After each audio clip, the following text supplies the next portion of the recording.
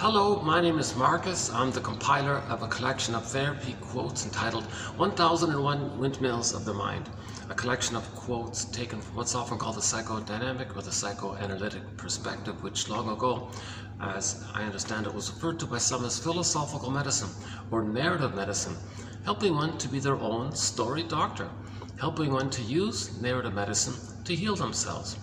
One construct around this in this area is the idea of making the unconscious conscious, something about ourselves that's repressed or denied, and we make it conscious.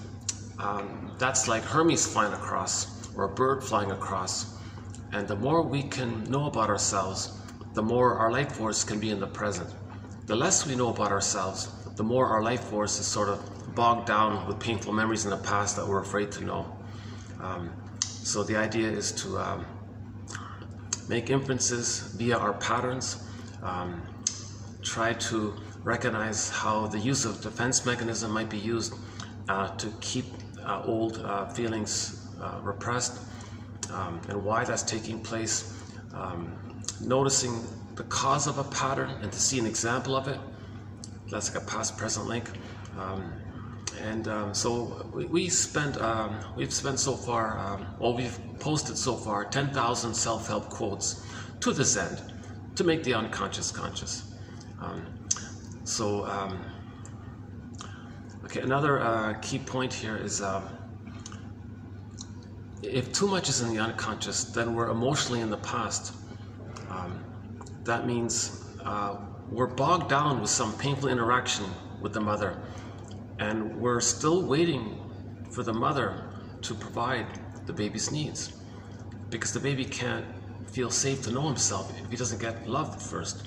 If he's terrified of his mother, he's stuck there, frozen, waiting for mother to change her ways. So our emotionality is frozen when there's arrested development, emotional arrested development.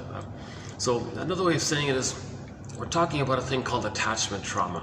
Baby must attach to the mother. We all know this. It's pretty obvious. No baby can make it on their own. The baby must have a secure, safe, reliable interaction with the mother called a secure attachment style. If it's secure and mother's quote-unquote famous expression good enough, then the child feels safe with her to feel safe to know himself. He hatches out of the oneness that starts. In the beginning, they're like blurred, and psychologically they're kind of one like that. At 4 to 5 months, if that period of time is safe, he feels that it's okay to have his self, because he was loved, he gets like fed kind of thing, then it integrates into him, and it's a developmental outcome that he'll know himself. So he starts to separate from the mother. And then from 4 to 5 months to 36 months, he continues in that process called separation individuation. So first he's got to have that kind of symbiosis with them, that kind of paradisical oneness, dual infant unity, unico mystica, just the two of them, undifferentiation, fusion, merging, symbiosis, participation mystique, whatever phrases people come up with. It's basically an extended paradise, an extended womb. Babies have it in the uterus, but babies need sort of an extension of it for the first 4 to 5 months. Then the child hatches out for a second time, but the second hatching is gradual. It starts at 4 to 5 months on average, and it continues up until 36 months on average. So from 4 to 5 months, assuming everything goes okay, and during the egg time, the second egg, and he starts to hatch out, he enters into a phase called the world is my oyster. Okay? So all babies begin with what's called primary narcissism, infantile megalomania, egocentricity. It's all about them kind of thing.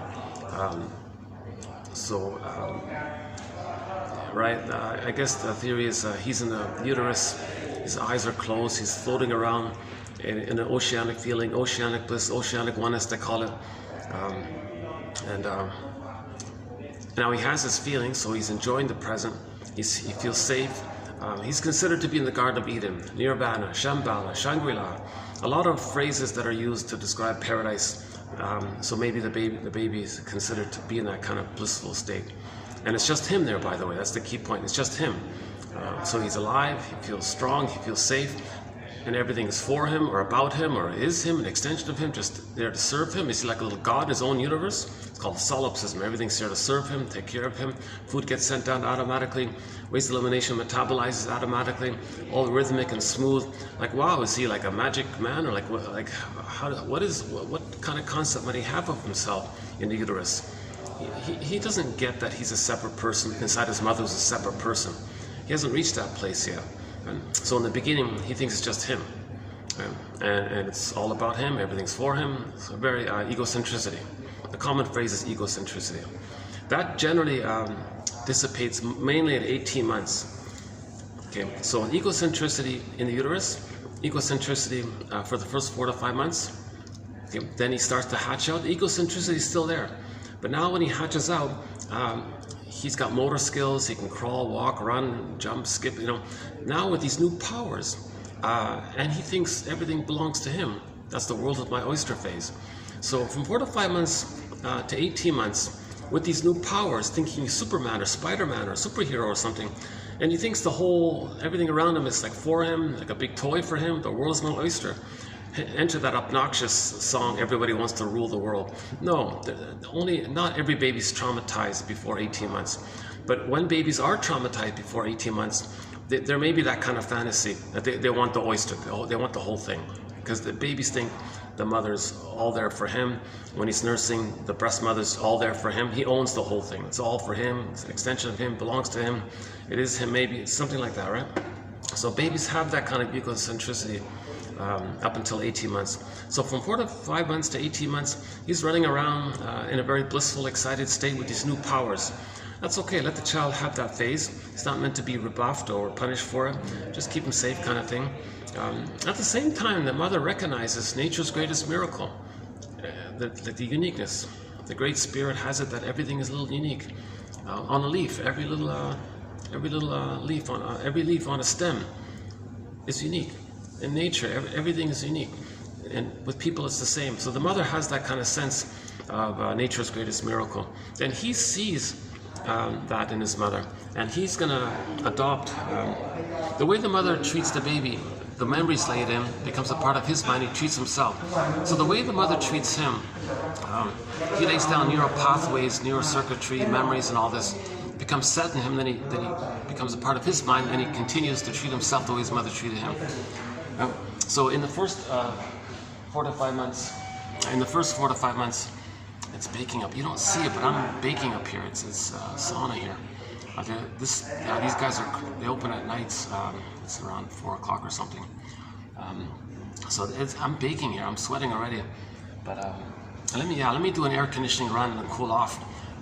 They were nice enough to let me borrow the chair here by the elevator. It's just outside the restaurant door there. Nice place. This is my favorite Italian restaurant. The only one I know. Oh yeah, by the way, yeah, sorry. Here's my view here. Is it showing up okay?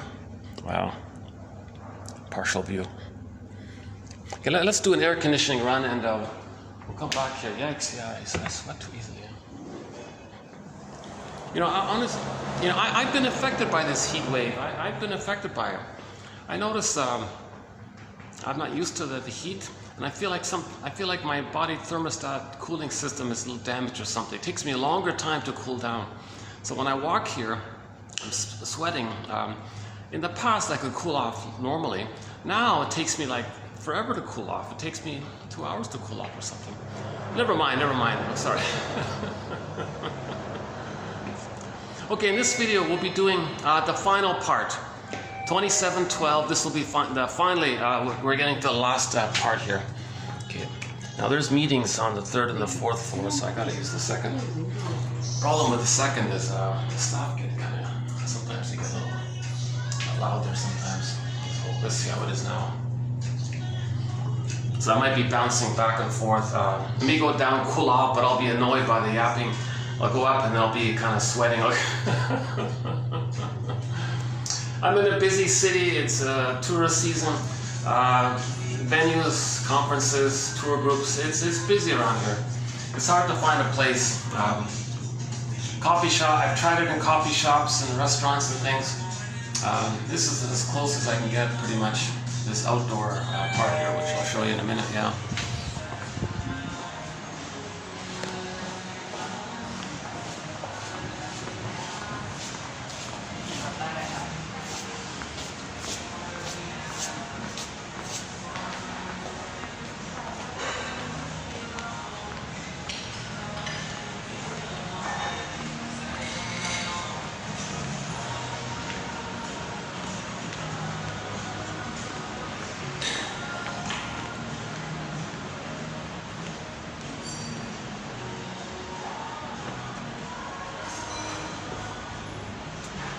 Okay, I think the staff will finally calm down here. That's good. So let's hang on here for a bit. Let me cool off.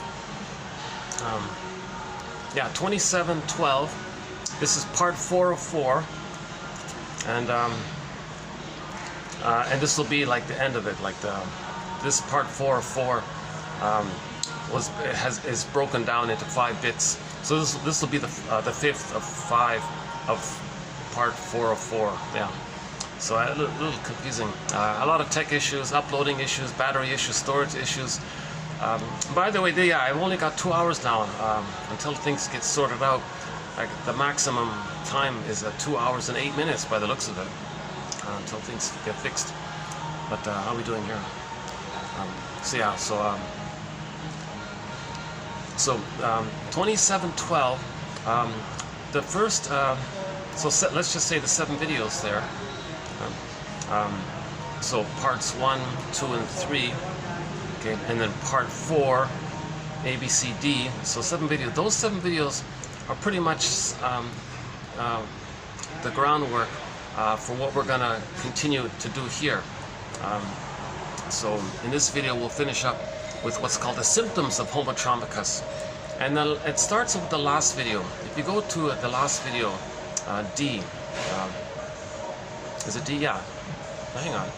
No. 2712, part 4 of 4, part 4. Yeah, that one there. We did the first 15 symptoms of homotraumicus. And in this video, I'll finish the list, and so we'll do the remaining 30. It's an edgy topic. It's challenging. It's speculative. It's just brainstorming. We're just brainstorming. So these are ballpark approximations. These are like, you know, maybe stepping stones for better ideas to incubate to see what comes up later, or you know, prompts to free associate out of, stepping stones, so we're trying to be like a detective. Maybe these are clues, maybe some clues to eliminate, kind of thing. So the 7 videos just done up and provide much of the basic groundwork for it. So in summary, the 3 psychological points that serve as the foundation for this is number 1. Okay, Aletha Horner's first quote. If you click the more link and read the first quote, that's a key one there about object relations theory. The interpersonal leads to the intrapsychic, which then gets expressed interpersonally. Object relations theory is the study of the internalization of interpersonal relationships. Baby has an interpersonal relationship. He records it all with neural pathways called a schema, script, working model, psychic structure, some kind of setup in his mind based on his memories, relational units, psychic templates. He creates these deep memories. Then it becomes his intrapsychic world. This intrapsychic emotional blueprint for life, or mapping of life, okay, the model for the world, because the first world was the breast mother. So he lays down the memories based on interaction, and that becomes a template, and that template expresses itself interpersonally later on. That's key there, because if there's a problem with this template, which was created due to attachment trauma. If the interpersonal relationship with the mother was convoluted, painful, mother was misattuned, malattuned, bottle schedule, not emotionally available for the baby, or maybe used the baby even, things were very complicated. A child doesn't know what to do. He uses all these desperate maneuvers of the mind, splitting and projection and identification with the aggressor, and paranoid, schizoid, mode of operating. He exaggerates things. He represses his feelings. Okay, so he doesn't. Now he's numb because of that. He does these desperate maneuvers of the mind to find some way to have some kind of attachment with the mother. So the baby must have an attachment with the mother, but if it's not secure, he's going to end up with one of the convoluted ones. Okay, so the general umbrella term is insecure attachment style, but it's much worse than that. It's not just about insecure. It's way more hurtful.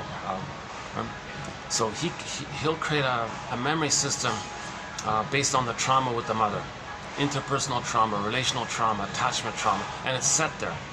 That set thing that he creates, that blueprint that he creates, okay, it reveals itself, or it expresses itself interpersonally in the present. Meaning later on in the present, they'll distort the present, make up the present, misuse the present, dream the present, whatever, to fit that lens, that template. Kant calls it a temporal spatial spectacles. He creates these spectacles, and then he's going to distort the present to fit the spectacles. So that's dysfunctional, because that means he's still living in the past. Okay? So if there's an attachment trauma, and he has this painful intrapsychic world, that's considered unfinished business. And the organism seeks healing. So when the baby's traumatized, he creates the memory, it's set, but the baby's in a state of timelessness. That part of the brain is timeless. The implicit memory system, the pre-verbal memory system, the pictorial memory system, Alice in Wonderland, Never Never Land, this so magical, unconscious myth and fairy tale world, okay, this unconscious world, it's timeless. Yeah. So the conscious logic is not the same as unconscious logic. When there's trauma during the unconscious time, early on, the child's frozen there, and his emotionality is stuck at that time. Now, all time is that time. So the present is the past emotionally. So in the present, they do something that metaphorizes or symbolizes the past, see the emotions of the past in the present, thinking it's still the emotional past, and trying to interact in the present, still thinking they're emotionally in the past, wanting mother to change her ways to provide the love and undo what she did, and have a correct version of her, have a proper experience with her, so he can feel safe to know himself. If he doesn't know himself, he's frozen in the past. Okay, so this is a sort of a key thing here. Okay, so inside out, as above, so below. So the interpersonal is the above.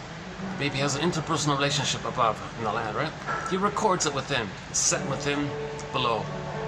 Inside out. Then later on, he'll express the inside outwardly. Okay? And this is done by distorting the present, coaxing people into roles, and cherry picking to fit that narrow issue that he created, hoping to recreate and relive the past and the present, thinking they're in the past, and if they're in the past in a state of timelessness, that they want the love that they needed. But there is time, and in the present, nobody is the mother of the past.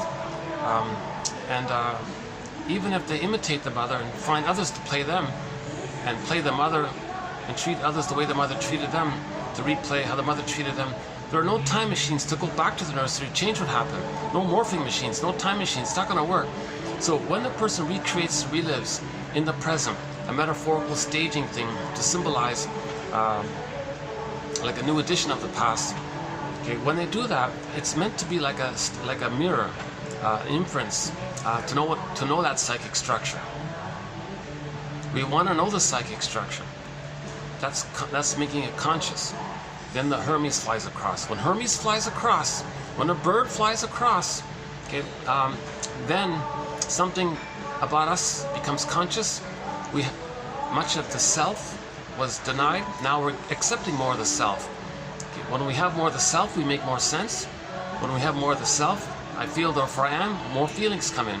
And we can move more and more towards enjoying the present, rather than being bogged down in the past, replaying the past again and again. Okay. So enter the Greenberg film. Shrink said to the guy, "You have trouble living in the present. So you're dwelling in the past because you never really lived it." Again, Shrink said to the guy, "You have trouble living in the present. So you linger in the past because you feel like you never really lived it." Not a great film, but it's not a bad quote. So Amy Bear, a self-help author, says, we recreate in the present the childhood scene because of the pain we're feeling. The present becomes the presenting past. Okay? The trauma is we lost the golden ball. We repeat and search for it. We recreate what caused the loss of the golden ball. We create it hoping to get it back. But in the present, it isn't the past, so it never works. A person can have 20 lifetimes replaying, recreating that interaction with the mother with others. Okay? So that interaction with the mother is recorded later on with others, they recreate it. Now here's a key point here. When a person recreates that painful interaction with the mother with others in the present, it takes two forms. Okay? So the memory is, to keep it simple, the baby was shamed by the mother. Okay, it's pretty obvious. His needs don't get met. He feels enraged. Mother doesn't respond to the signals of his feelings in response to his unmet needs. Feelings and needs ignored. Mother doesn't get it.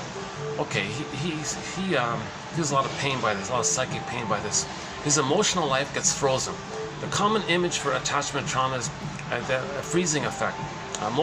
Jeanette Paris calls it emotional hypothermia, the freezing one. Okay, like the woolly mammoth frozen in that block of ice up in Siberia somewhere. Okay. A common one is a petrification, like this petrified feeling. Another one is turned to stone. Okay, the echo turned to stone. And the narcissist myth. Okay, so narcissist and echo are two aspects of one mind. Okay, so when the person doesn't get enough love to leave that oneness.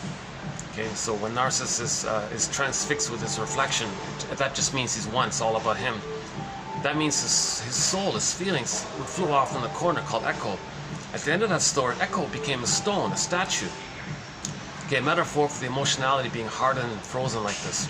Okay, enter that song, Turn to Stone. Well, let's not do that one today, this time. Another one is feeling unreal. So that's the Velveteen Rabbit story. Or when the carpenter takes a block of wood and carves out this little boy and then prays for the boy to come to life. Okay, likewise, we feel maybe flat or wood and we want to feel more alive and come to life kind of thing. Yeah, I'm not comfortable with emotional constipation. I don't know if that's helpful or not. Maybe there's too much of a triggering association with that. One author offered that one. Emotional. Yeah, let's get away from that one. Okay. So the trauma is, okay, Karen Horney, one of our mentors, says, we live to the extent that we feel. We live to the extent that we feel. If our feeling life, if I feel that for our amness life, if our emotional life gets frozen and stuck there, okay, then there's a kind of so-called split takes place. The frozen is stuck in the past, but other aspects can develop. Our cognitive skills can develop. We can still get 10 PhDs. A person can become a sports star. You can still get 10 medals or something. We can develop in these other areas, but we're missing something. We live to the extent that we feel. So we don't want that kind of split. We want to enjoy life. We want to enjoy the present, not dwell in the past, linger in the past. And then if that's the case, usually there's a kind of a recognition of it around midlife. It's called the delayed onset of the recognition of this freezing. Okay, that's when people say something's missing. I feel like I'm living the provisional life, the end of life. When does life begin? I feel like my life is on hold. I feel like I'm sleepwalking through life, going through the motions of life, a zombie in life, in a trance or something. So that kind of thing. That's like the delayed onset. That's when a person goes, oh my God. Then now they go on the hero's journey. The universal common monomyth, Joseph Campbell calls it, the one common who am I story for all people all around the world, anywhere, anytime, any place. It's called a monomyth. That when we recognize this, we got to look for the golden ball. In the Frog Prince looks for the golden ball. Iron John's story looks for the golden ball. In the Iron John story, the golden ball was in a cage. He needed the key. Guess where the key was? It was under his mother's pillow. So we've talked about that in other videos. So, to tell you the truth, I'm having a sort of an off day today. I'm not going to be presenting myself as clearly as I would like. So yeah, I'm going to make a few mistakes here. Once in a while, if I'm having an off day. I make more mistakes. I bumble and stumble more. But I got the freed up storage. My last video uploaded, so I wanna. My attitude is, if I got storage, I got space, I got quotes, I want to post them, and I'm not going to be too concerned about my delivery, because I've already offered my disclaimer in almost every video that I'm not a shrink, I'm not a professor, I'm not an analyst, I'm not a doula, social worker, midwife, nutritionist. I've already offered that kind of disclaimer, so there shouldn't be any expectation that I'm like a representative of this. I haven't been analyzed. I haven't been analyzed. I'd love to be. I'd love to be on the next flight to New York, I guess, and find someone like Aletha Horner. Oh my God. I'm sorry, I keep saying Aletha. Her name is Althea. I kept saying Aletha.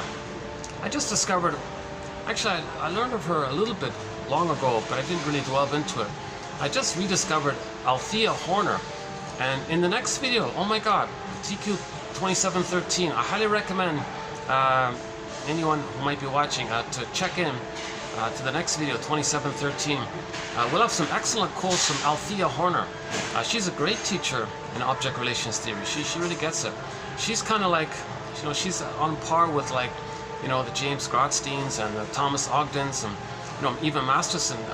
Well, he's really Masterson's sort of one of our key mentors here. But she's excellent.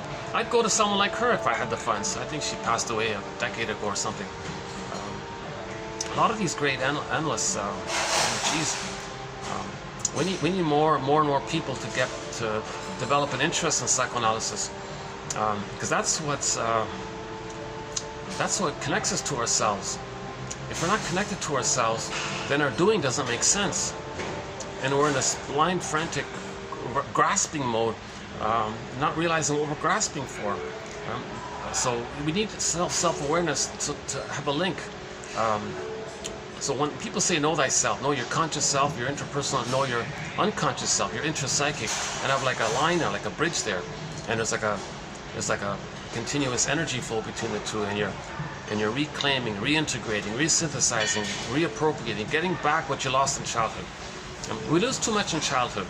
Robert Bly says, yeah, by the age of 5, so much of who we are, our golden ball, our developmental path, our potential, our real self-capacities, the gifts of the true self, even an ego to recognize that your true self, all that gets put into a bag that we drag behind us. We put it in this bag, metaphor for the non-reporting brain or the unconscious. And we drag this bag, he calls it the shadow self, the unknown self, the second, the secret self. Right? It's all in the brain, but the metaphor is a bag. Right? And then we drag this bag all of our lives, and so much of our potential and our it's in this bag.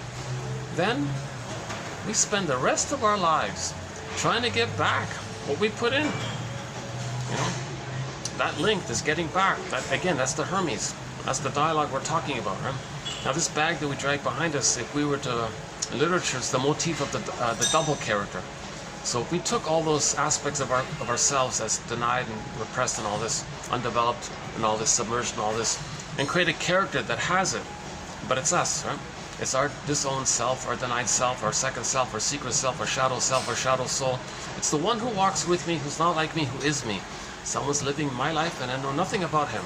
Okay? And create a character in literature, like a story, metaphysical science fiction story. Create a character that embodies your own disowned traits. Literature, that's called a double motif. Okay? The idea of the double motif is then that the person would dialogue with the double, which is them, get to know them, befriend them, and try to accept what you see, that it's you. That's the Hermes quality, right? So, you know, a recent example, I don't think anyone's offered this, but there's a classic film called, not a famous one, called That Uncertain Feeling. She sort of did that. Just briefly, there was this overly cheerful kind of, the song Dreamboat Annie by the rock band Heart. There's a line in there, sad faces, painted over with those magazine smiles. So she was sort of like that. And then because of that, because she denied her sadness and was putting on this sort of fake happy face, happy smile all the time, and a lot of pressure for her to do so and all this, she developed a psychosomatic symptom. The body keeps score, the body remembers, the body reveals. Okay? It gets expressed in the body. And the woman said, hey, why am I getting this physical symptom? What's this about? She didn't understand it. So she went to the shrink guy, and he says, oh yeah, you have a stranger within, this double self.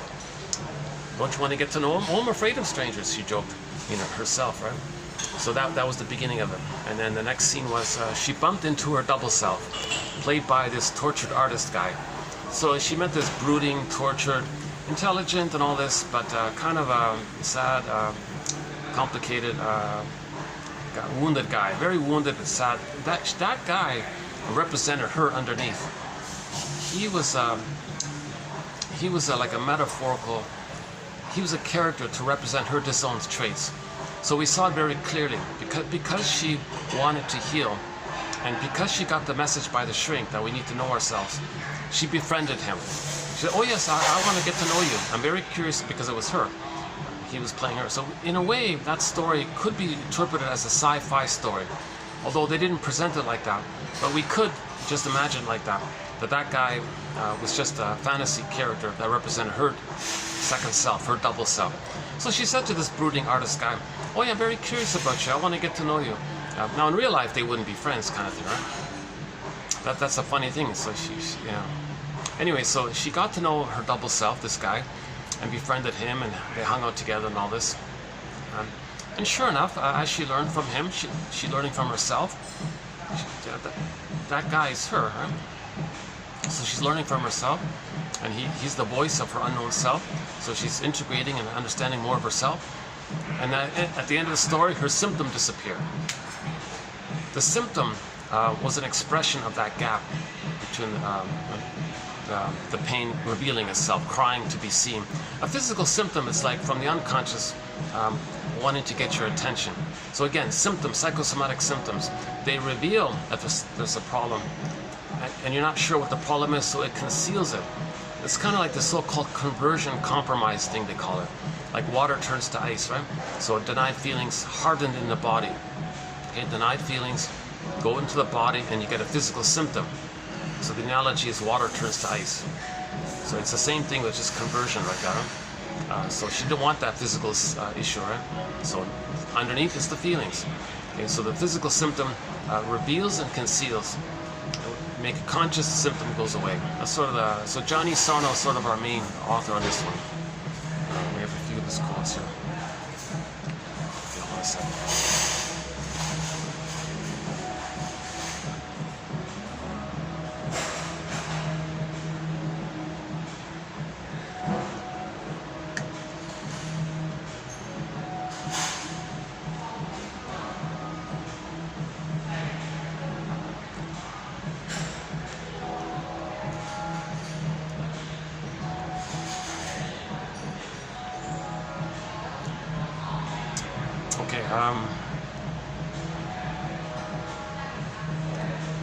Yeah, okay, let's sort of get back to this list here.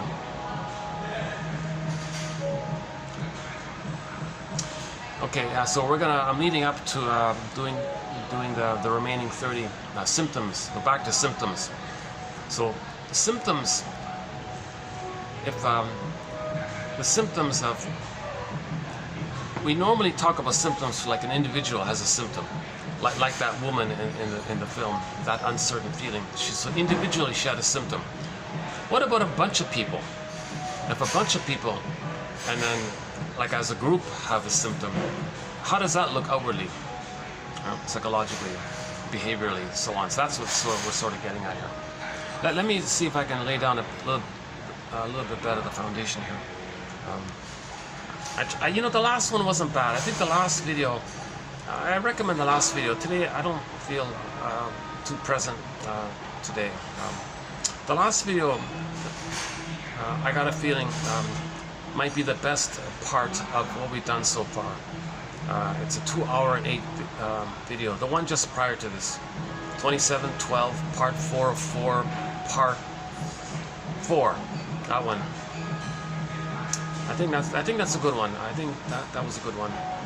It was done late at night last night at the other venue, and I had a lot of caffeine in me. I was rested, so I was speaking more smoothly. I'm feeling a little more absent-minded today, to tell you the truth. Okay. Okay, hang on. So I want to lay down the 3 core psychological underpinnings for what we're going to be covering here today.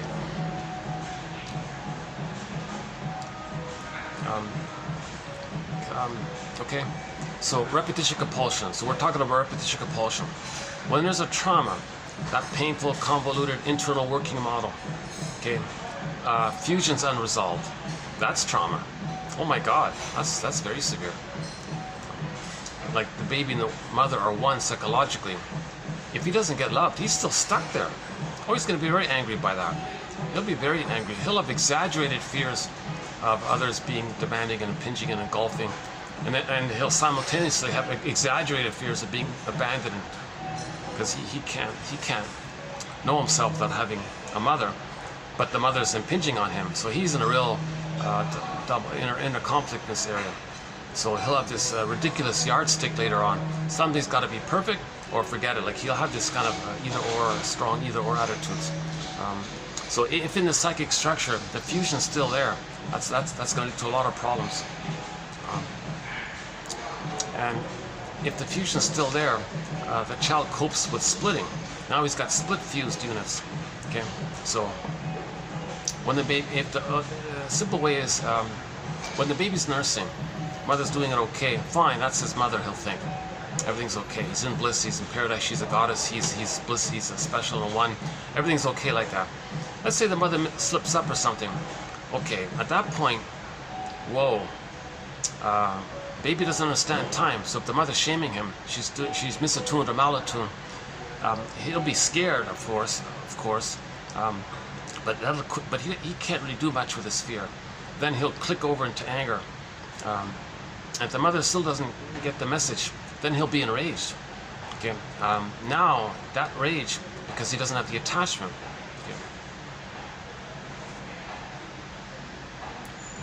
Okay. Let me do a quick sidebar here. Aletha Horner was saying, in the 70s and all this, when people did those self-help seminars and all this, people got together to some self-help guru or something. Oh yeah, the guy would say, oh yeah, you got to get your anger out. Here's a pillow, beat the pillow or something. And she's saying, oh my God, nothing to do with that. This kind of anger, that's not the issue we're dealing with. Anger is because of the lack of attachment. The issue is attachment. If the person doesn't have a secure attachment, they'll be enraged.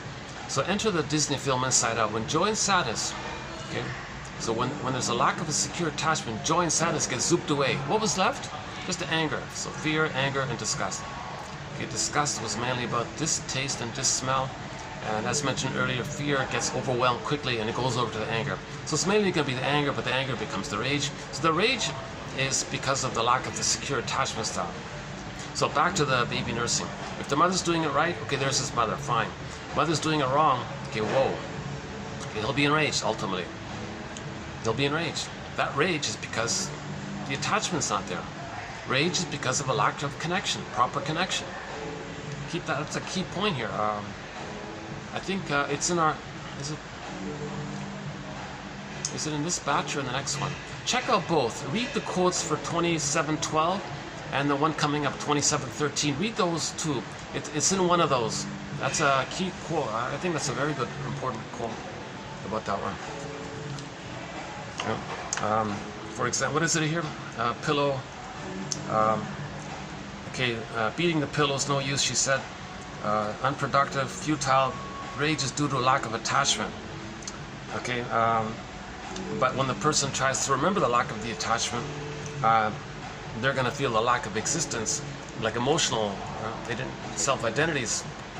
Baby doesn't get love, but where's his identity, right? So there's the rage because of lack of attachment. So the lack of attachment links to the lack of sort of a self-concept, like an emptiness feeling. Okay, then you got the rage kind of thing. So if the mother's doing it wrong, okay, he'll be enraged, right? His basic need, while he's being enraged, he's not getting his need met, he's enraged. Now he ends up with the fantasy of oral greed. Okay, so now he's enraged and has oral greed. Okay? Now with that oral greed, he has the fantasy that he can control the breast. Now that rage, by the way, it's about him wanting to control the breast, thinking if the baby can control the breast, maybe he'll get his needs, he'll get what he needs, kind of thing. So the baby can't convert a malatoon mother and make her be a loving mother, even if he bites her or something. It doesn't kind of work like that. But he'll be enraged nonetheless. So he'll end up with rage and oral greed, they call it. Okay.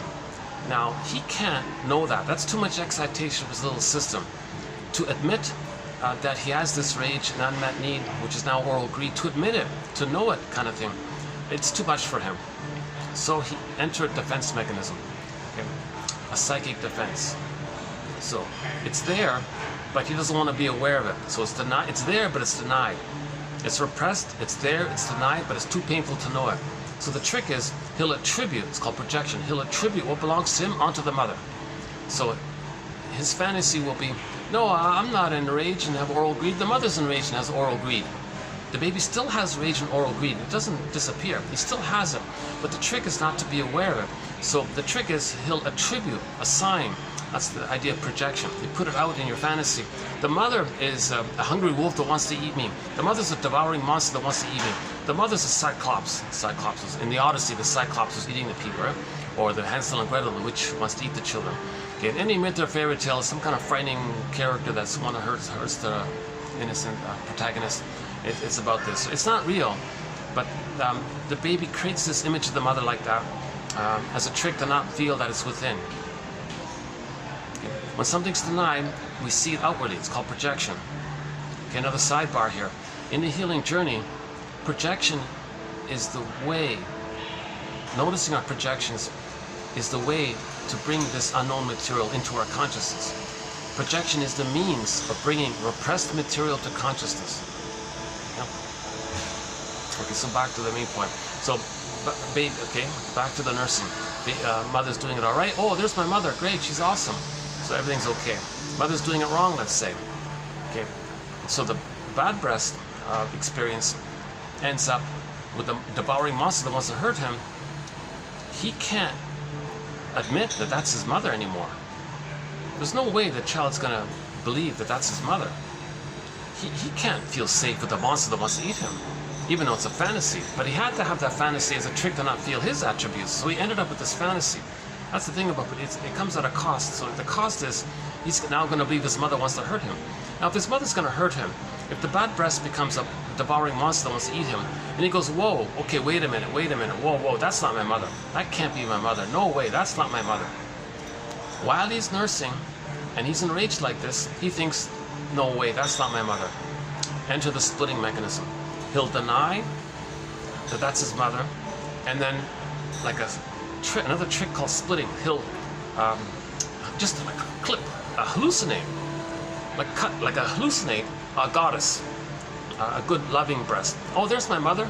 So while he's nursing, he denies the reality of the misatoon and malatoon mother. That's causing him immense pain. The mother doesn't get it, right? But he'll just say, oh, there's my mother, there's the goddess. So now in his intrapsychic world, he burned in an image of a goddess, the good breast, the good fairy later on, and the monster one, the bad witch later on. That's a splitting mechanism. If that's set in the child post age 3, he's got a painful intrapsychic world. An intrapsychic world based on splitting, it gets expressed interpersonally later on. That means they go through life with these kind of perfect or forget, all or nothing, everything or forget, idealize or devalue. They'll go through life with that kind of either or mentality. They didn't get the original ability to tolerate the ambivalence of the mother. The child didn't get enough love to recognize, oh my God, mother's a person who's usually okay, sometimes she's off, but you know what, I can handle it. And you know what, if I'm angry when she's off, I feel badly because I'm hurting the one that I love. Oh, I want to repair that. You know, but mother's mostly loving and I'm grateful for that. So he didn't get that. He didn't get that so-called whole object, seeing the mother as two sides. He didn't get that recognition that the mother is both. Okay? In early on trauma with splitting, there's no mother. There's goddess and demon. He's not in the human realm too much, really. He's just in these wild fantasies kind of thing. And if that's set in his mind structure, that's called the paranoid schizoid mode of experiencing. And so there's the main emotions in that area when they're splitting. A lot of anger, a lot of greed and envy and spite and vindictiveness and grievance collecting. The burglar calls it injustice collecting. Now they can't mourn losses because they don't have the psychic structure to mourn losses. You need to have a self-concept to later on be able to accept the loss. If they don't have a self-concept, there's no ground for sadness to stand on. Okay, in trauma, joy and sadness gets frozen. The golden ball down a well, so they don't have access to sadness. So they can't mourn losses. Now, if there are losses, it was utilitarian. First of all, part object relating. Right, the baby, the breast is just a part of the mother. So if there are losses later on, they'll use immense contempt and sour grapes. They'll say didn't need them anyways. So they got to maintain their grandiosity because that's all they have left is grandiosity, thinking they're the little god in the uterus, the throne. Jeanette Paris calls it the throne all the time. Berdler calls it infantile megalomania. Johnny Sanford calls it egocentricity. Karen Horney calls it the glorified self, the idealized self. And every author seems to have a kind of a phrase for this kind of narcissism. So, and they're in the pursuit of it. Horney calls it the search for glory all the time. But when she says it, she means it like the way that the Peer Gynt's and the Don Juans and the shorts, the short sellers, the greedy types. She means it that way.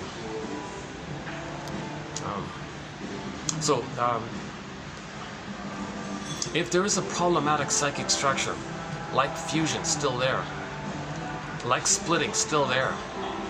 Another one is identification with the aggressor. Yikes. Where he sees, if the baby's so traumatized, a trick is he'll identify with the aggressor to have the mother. So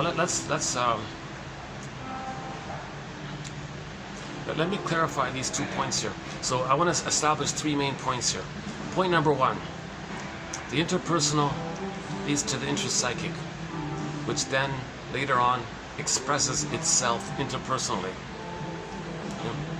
As above, so below, inside out. Okay. If the inside is wounded, that's considered the wounded feminine or the wounded yin or the wounded beingness. Then the doing, the yang, the active, masculine, is going to be distorted in all this. So there's this inside out kind of quality. Like sun and moon, right? Moon, sun, okay? Interpersonal sun, intrapsychic moon kind of thing. We want a healthy moon. We want a healthy sun. The baby needs a positive interaction. That's a normal loving sun experience. Interaction, active. Like mother and the baby, it's a doing interaction. So that's like the activity. And then how he feels by that, that's the yin, the moon. Okay. We don't really say it that way, do we, right? So let's just stick with Karen Horney's interpretation.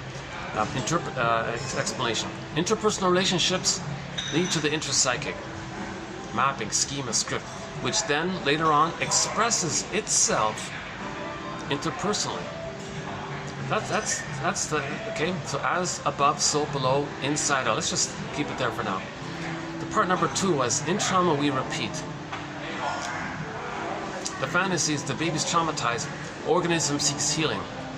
Baby doesn't understand time. He needs the love, cry for love. Everything's love or a cry for love. In normal development, you get to I'm okay, you're okay. Okay, he has a conscious ego of his true self, which he expresses. That's considered love and enjoying life in the present. He becomes an elder. He's generative, warm and affectionate. Empathy, reparation, gratitude. The more human side of being human is there, they can warm, creative, spontaneous, affectionate, warm, tender, kind, kind of warmly playful. It's normal. It's affectionate. It's normal. We're actually loving, affectionate people, right? Like, we used to be Homo bodoensis. A little tip off to Homo bodoensis. Our natural temperament's kind of warm and trustworthy, and I'm okay, you're okay. That's normal development. In trauma, a lot of that didn't get a chance to develop to that place with trauma. So if there is trauma, there's the cry for love. There's the cry to get the love that was needed to get to I'm okay, you're okay, and then having an ego to express your true self, which would be genuine pleasure. So Zaza's song.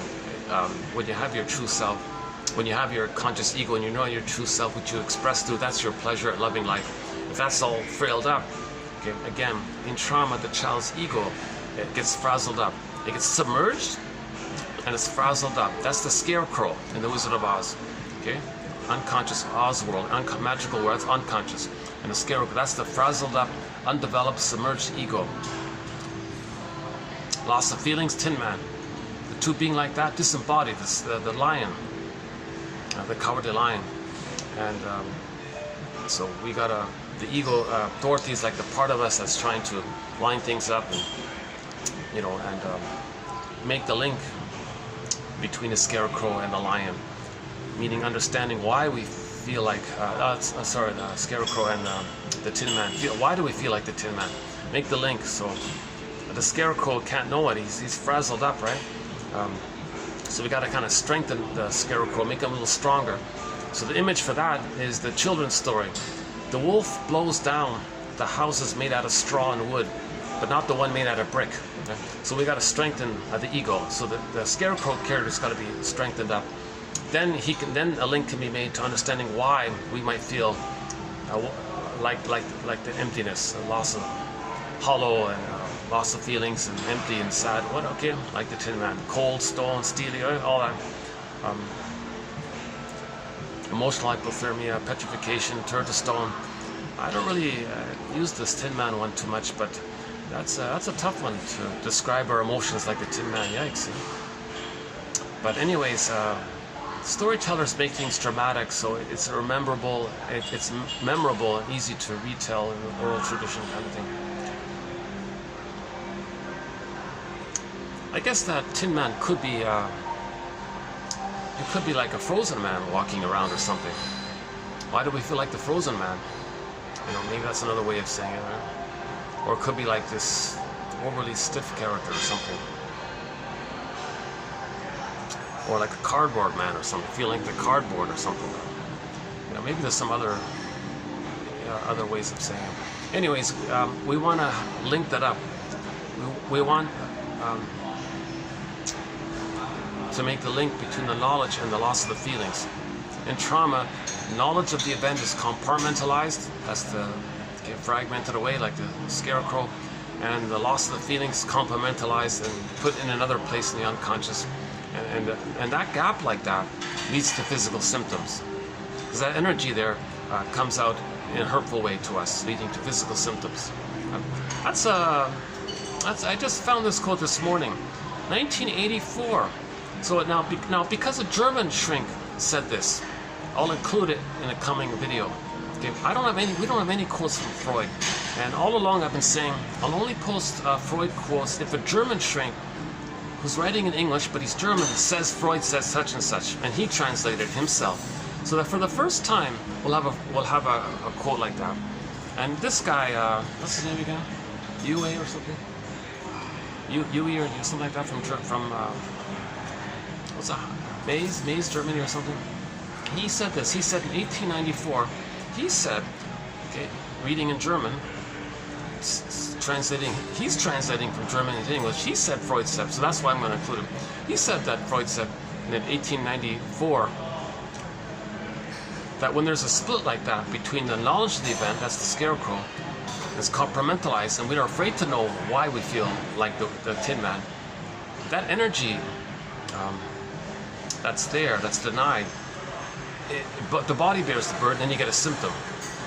But if we link up the Tin Man and the scarecrow, strengthen the scarecrow, link it up, then we're getting back in our body. Okay, so now we're lining up the scarecrow, Tin Man, and cowardly lion, and Dorothy's with them. Dorothy's the part of us that's doing all the work healing her. And then the four skip along the yellow brick road. Again, yellow, gold, so we're getting back our gold, our vitality, our feelings, and all this. Right? And so yeah, that's coming up, that one by Mr. Yui there. Yeah, I'm very delighted to find that. I checked that out. Is this guy really, is he German? So all these, when other authors quote Freud, they're English speakers. They don't know German. Oh, forget it. They're quoting from the convoluted, messed up English translation. That's why we don't have any Freud quotes, because of the translation issue. No Jung, no Lacan, due to all the convoluted jargon they created. And I don't find the Kohut and Adler all that helpful, honestly speaking. So we don't even really have, maybe just a couple of those, but not too much. But they're valuable, but they're immensely valuable because they inspired thousands upon thousands of people to look into psychoanalysis, and they clarified things. So thankfully, 100 plus years have passed with people grappling in this area. And now we have developmental theory, object relations theory, Margaret Mahler, Melanie Klein, William Fairbairn, James F. Masterson, Karen Horney, okay, Edmund Bergler, and now we're going to add more quotes from Aletha Horner. Okay, I've already added a lot of good quotes from Grotstein and Ogden, and you know, Guntrip and Laughlin, and a couple from John Steiner, I guess, Rinsley, okay, and Dorothea MacArthur, is that right? And like loose quotes from a variety of people. So okay, hang on, where are we here? So let's go back to the three main points. So point number one, let's see if we can establish that. The baby's interpersonal relationship, his interaction with the mother, baby-mother relationship. We don't want a relationship trauma. We don't want that kind of interpersonal trauma, because then the intrapsychic will be frozen there with that trauma. When there's trauma, there's freezing. Okay? It's set in like a freezing effect. Okay? It's and it becomes neurosis. Neurosis is the petrification of an inner conflict that's repressed. Okay. And then this intrapsychic issue is expressing itself interpersonally. So later, the interpersonal is a communication from the inner. Okay? As above, so below, inside out, as above, so. So there's like this communication. We're trying to make this conscious. We're trying to make this link conscious. If we make this link conscious, a bird appears. Life, a bird, feelings, a bird, animation, warmth, a body. We become more embodied, right?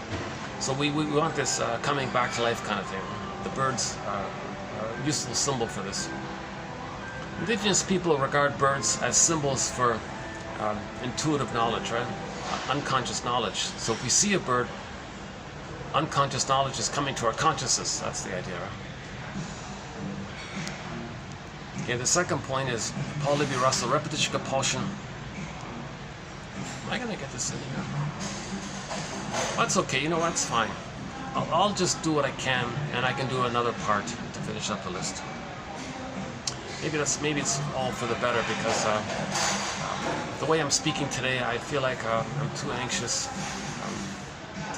I'm not fully rested, and then the caffeine makes me a little jittery. I'm not a coffee drinker, but I drink one coffee just before starting, just give me a little extra, but it makes me a little jittery.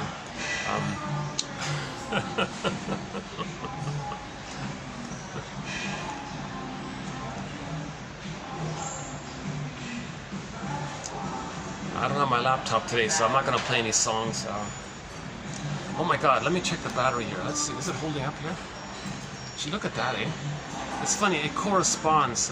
My battery on the phone only gives me about 2 hours, and my storage only has 2 hours, so it just fits in just exactly, right?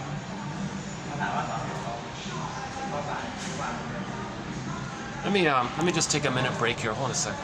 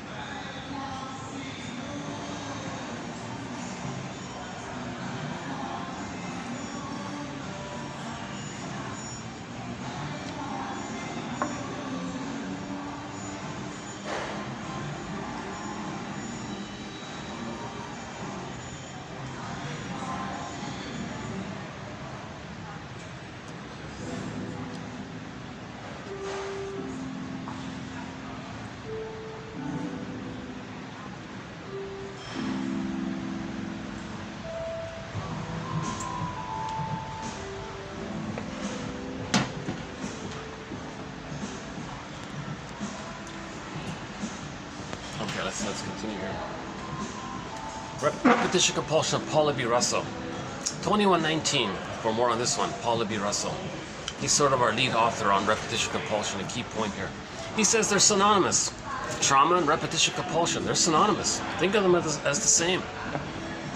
It's not just that repetition compulsion is a symptom of trauma. He says trauma, that it is the trauma. Repetition compulsion is reliving the trauma. That's the trauma, and we relive it. Organism seeks healing. We don't want to live in that psychic pain. Organism seeks healing. So, mother, change your ways. No, mother. Okay. He relives the disappointment, but no time. No, mother, I need love. Okay, it didn't work, but he's still in that timeless place. Mother, I need love. Didn't work. In every new situation with others, hey, I need love. Okay, it's not going to work. Now, if he's very pained in a new situation, he plays the shaming mother. He'll find others to represent them and treat others the way his mother treated him, and that's how he replays the record. Sorry. So, neurosis is the petrification of an inner conflict that's repressed. Neurosis makes us neurotic or dysfunctional. Why? Because we're not enjoying the present. We're not mourning our losses. We're not making I statements. We're not being sincere. We're not. We're encrypting the truth too much. We're not speaking what we mean underneath too much. Things are too veiled. So we're neurotic because no one can read all that, right? Shall I compare thee to an onion? So the neurotic means we're not enjoying life in the present because we're going to see the present as a new replay of the past. And we're going to transit the past and act out the past in the present, thinking we're still in the past. And then the fantasy is that in the present, if we can get a better outcome, the kind of outcome that should have happened in the past, that maybe somehow the outcome in the present can replace the bad outcome for the past. But that's nonsense. The present isn't the past, but emotionally, the emotions doesn't get that. The emotions say all time is that past. So on the record, it's the cry for love. Baby shamed by the mother. Get back to Edmund Berger, one of our mentors. A neurotic person is going to carry this record with him, like a 45. He's going to carry it with him all the time. He only knows this one tune, this cry for love. He doesn't know other tunes. We're supposed to love lots of tunes. He would love lots of tunes. He would love to love life and have lots of songs. But he only knows that one song, that painful interaction. Mother, I need love, ouch. Mother, I need love, ouch. He just has that one constant thing that he's stuck with. So he carries this 45 record with him everywhere he goes. In every new situation, he's going to recreate that with others. Now this recreation takes two forms. There's the more benign form where he just he plays himself. In the new situation, he'll play himself, the unloved, shamed child. He'll play himself and just coax others to be the shaming mother. So he'll prod others, be difficult towards others, expect it from them, self-fulfilling prophecy, and see them as rejecting, and interact with them with that belief that they're rejecting. That kind of puts a pull on others to finally reject them. So you finally create it, so they rejected the person. That's what's on the record. They want to recreate what's on the record. So they goad others to reject him. That's sort of benign, it's sort of the more direct. The person doing this is not hurting others, they're just coaxing others to reject them. That's sort of a benign way. The clingers and the pleasers do this, those who are traumatized post 18 months. But if the children is traumatized prior to 18 months, the pain is way too much. So in that case, when they replay that record, they don't do it direct anymore. They'll find someone to play them. They play the shaming mother. The record says mother shamed them. So now they're going to play the shaming mother who shames them. But they're seeing themselves onto the innocent other. So they're going to relive and recreate how the mother shamed them. But to not feel and be reminded of the pain of what the mother did to them, it's too much. They got to distract themselves from it. So they'll see themselves onto others. So the behavior is, since they see themselves onto others, they're shaming themselves, but themselves is over to the shaming others. Get it? So the record says, underappreciate a point. It's called identification with the aggressor. If children are too traumatized, prior to 18 months, they identify with the aggressor. This sidebar here, identification with the aggressor. The more the mother's love is unavailable, The more she's hurting the child, the more she's misattuned. Again and again, they call it a strain. It accumulates, it's a strain trauma, some people call it.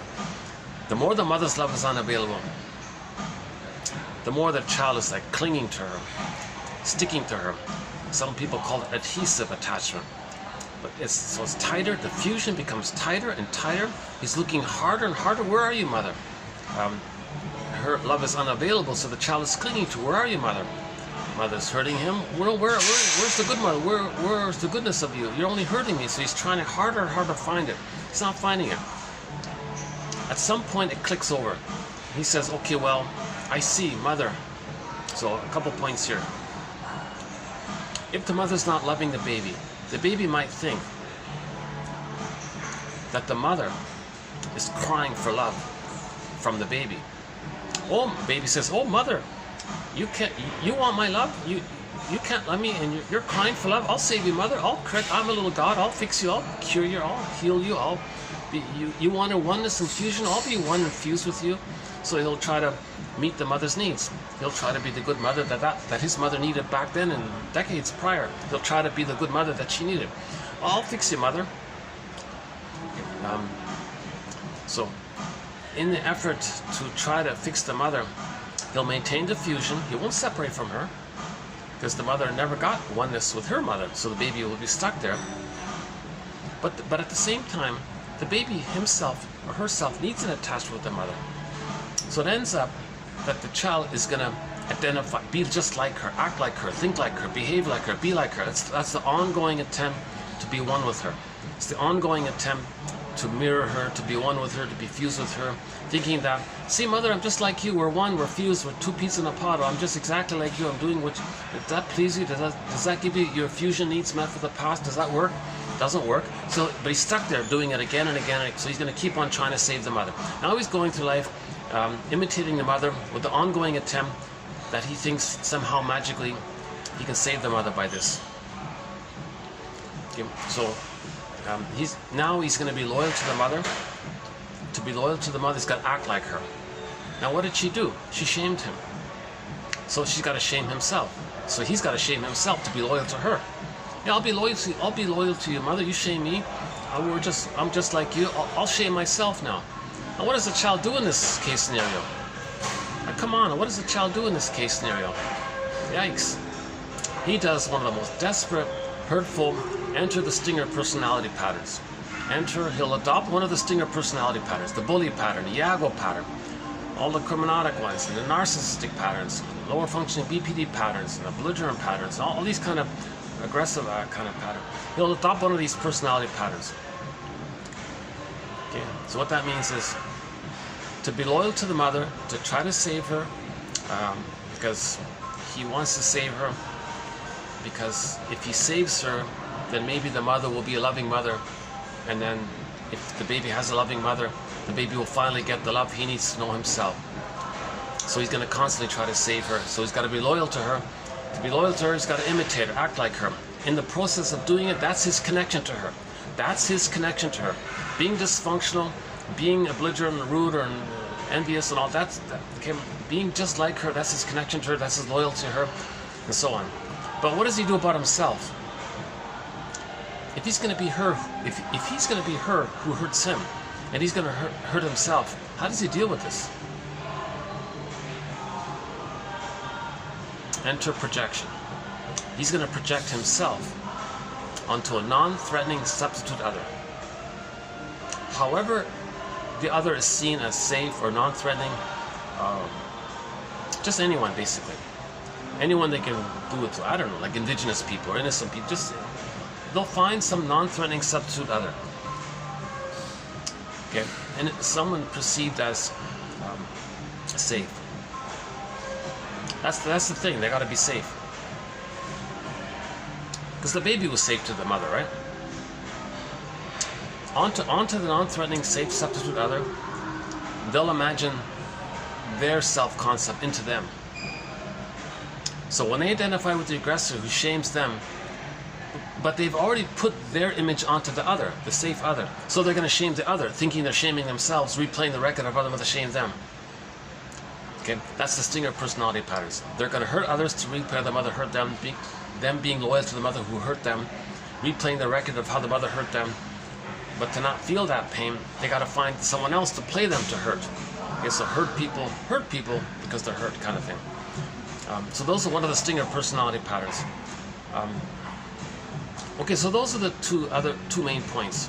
Okay, the repetition compulsion and the stinger personality pattern. Okay, the stinger personality patterns. Bergler calls that a negative magic gesture. Really? You think hurting others to replay how your mother hurt you is replaying the record, and somehow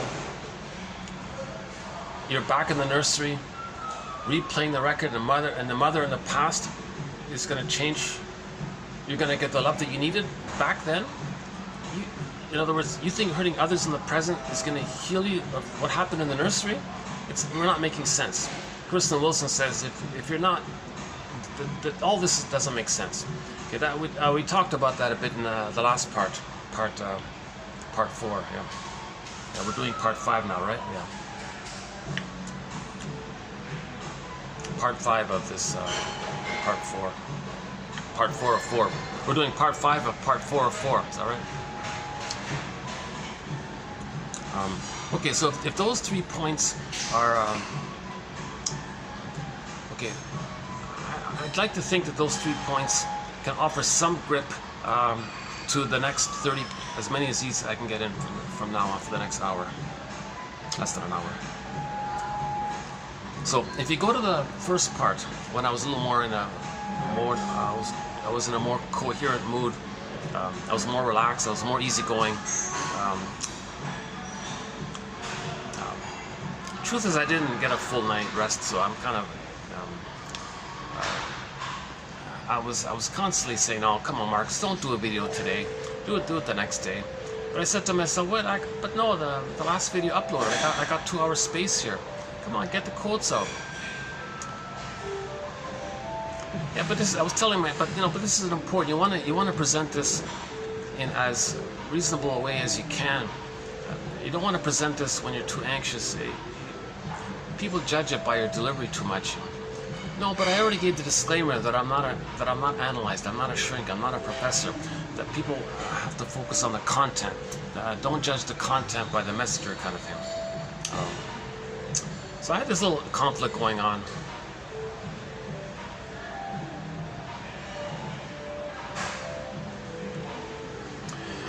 I think I draw on memory. I think I draw on my past memory for the past 3 years.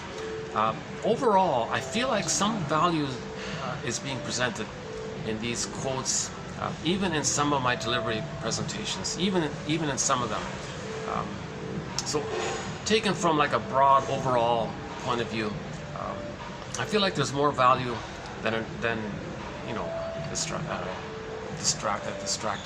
distractions from my anxiety. Right?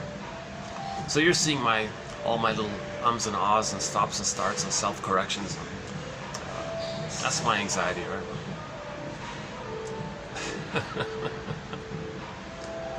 Well, luckily it's not too busy back there today. Oh, good. Oh, sometimes I come here, they're just yapping back there the whole time. I mean, like there might be a group or, yeah, sometimes at the staff meetings it comes.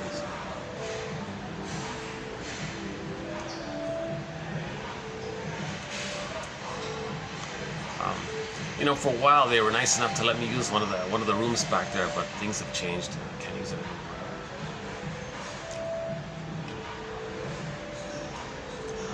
Okay, in the last video, we did the first 15 symptoms. So let's, I wonder if I should run through them or not. Okay, I won't run through them, but if you go to the last video, we covered pollution. So, the symptoms of homo traumacus. So in the last video, we sort of laid it up, how we became homo traumacus. We're homo sapiens traumacus edition. So that was all done in the past video. And then we went into the first 15. So the first 15, we did the pollution, symptom of homo traumacus. Like all of us, one big family, right? We're all African cousins. We're all from Africa. We're all cousins. We're all one massive family, right? The confusion is we settled down in different places, and then we were traumatized in different places. And then we entered into a pillage model called Homo short-sellicus, Homo economicus, Homo short-sellicus, because when the babies are traumatized, due to our mismanagement of the serotonin by our discoveries, we accidentally traumatize ourselves. And then people are in different places, and while we were in different places, there were some trivial biological variations which we use as an excuse to see our lost feelings onto, identify with the aggressor, and see others who've been loved and attribute their feelings to some superficial trivial biological variation, mainly skin tone, and say, oh, they have that skin tone. It's not about the skin tone, it's about how many people maintained the traditional nursing style, so they had their feelings. And when some people settled in the north with less sun, it seems that the child rearing practices changed. There was more trauma due to lifestyle, maybe more time indoors. I don't know what it is, but so that's Lloyd DeMaz's sort of theory here. So if the babies, okay, let's back up a sec. So when we became Homo sapiens, which by the way took us 1 million years. We used to be Homo bodoensis, and it took billions of years to get to Homo bodoensis. Let's have some gratitude for this. And then it took us 1 million years to become us. Then we became us about 150,000 years ago, or whatever the figure is. And then we spread around and settled different places. And then over a period of time, the chemical melanin that's responsible for the color of our hair, eyes, and skin tone either stays because of the sun or diminishes because of lack of sun, whatever it is. So this affects the color of our hair, eyes, and skin tone. Nobody has white skin, nobody has black skin. It's all a degree of melanin. Melanin is some kind of brownish color, so we all have a shade of brown. Okay? Even if there's little melanin, it's still a melanin based. The tone is due to melanin, so it's all melanin, right? So we have like basically a light melanin or regular melanin, I don't know. It looks like shade of beige to shade of brown basically, but the shade of beige, Elliot says, is actually a shade of brown. We all still have a shade of brown tone of skin. Even somebody with like light beige, it's still melanin. It's an issue of melanin. So it's technically, she says technically or scientifically, everybody has a shade of brown tone of skin. Like scientifically, if we base it on the melanin, everybody has a shade of brown tone of skin. You know? So we're all, so Elliot says we're all Africans, put it that way. And we're all from that massive family that sprung about when we evolved into Homo sapiens. So we're all cousins, she says. We're literally all cousins. On average, 30 to 50 times removed. We're all cousins. Earth community, Earth family, we're all this one massive family from this one hominid. One hominid adopted. That's Homo bodoensis. Us. We used to be Homo bodoensis. As mentioned earlier, the joke, somebody made the joke, were we like the bonobos? Meaning we were more affectionate and easygoing and relaxed. Our temperament was warm, kind, affectionate, trusting, and safe. Everybody was safe. There was no issues. There was no injustice collecting, no infantile yardsticks, no envy, greed, spite, vindictiveness, schadenfreude, none of these aberrations, none of this. This is all trauma. So because there's so much of this, that's why we're calling ourselves, that's why maybe we're Homo traumicus. Because there's so much of this issue of either or thinking and blaming others, and you don't know that you're talking about yourself. All these kind of the games people play, this is all traumicus. All this duplicity games people play, coaxing others to feel what you feel, so you think that in your fantasy your mother's feeling what you're feeling, and then in that fantasy, if you think your mother's feeling what you're feeling, then maybe your mother's going to give you the love that you need. So you're coaxing others to feel what you're feeling, thinking that your mother in the past is going to give you the love that you need. This is all, we're not making sense. This is a sign of trauma. But all these convoluted things, they're a symptom of trauma. Symptom means sign or signal of trauma. So all these things like greed and envy, etc., that's a symptom of trauma. Okay? We became Homo short-sellicus 10,000 years ago. So just briefly again, when we moved around and all this and settled in different places, then the skin tone changed, right? Due to interaction with the sun. But it's not about the skin tone. So let's pick up on, you know what, in the last video, we ended up with, I think number 19. Hang on a second. Number 19. Principle of discovery, which is tied into Mother pillaged our soul, Mother gave us emotional poverty. Let's tie it in and why we pillage and plunder. We talked about that. And part of it is this thing called the principle of discovery linked in with the prejudice. So let's pick up from the last video. Okay. So when let's see, I'm better doing it this way. Let's see. Oh, my poor back. Sorry. Let me get a pillow. Hold on a second.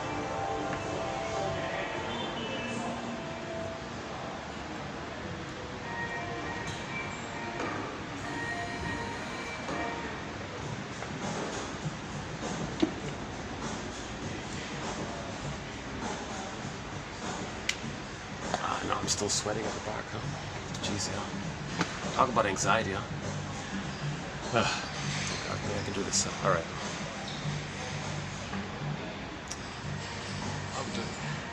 I got 30 minutes left. 40 minutes. Got 40 minutes.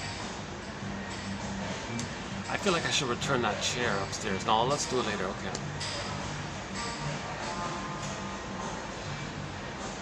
Okay, stand up. Yikes. Yeah, look up Sarno, S-A-R-N-O, in our search engine. I mean, in the search engine in the channel.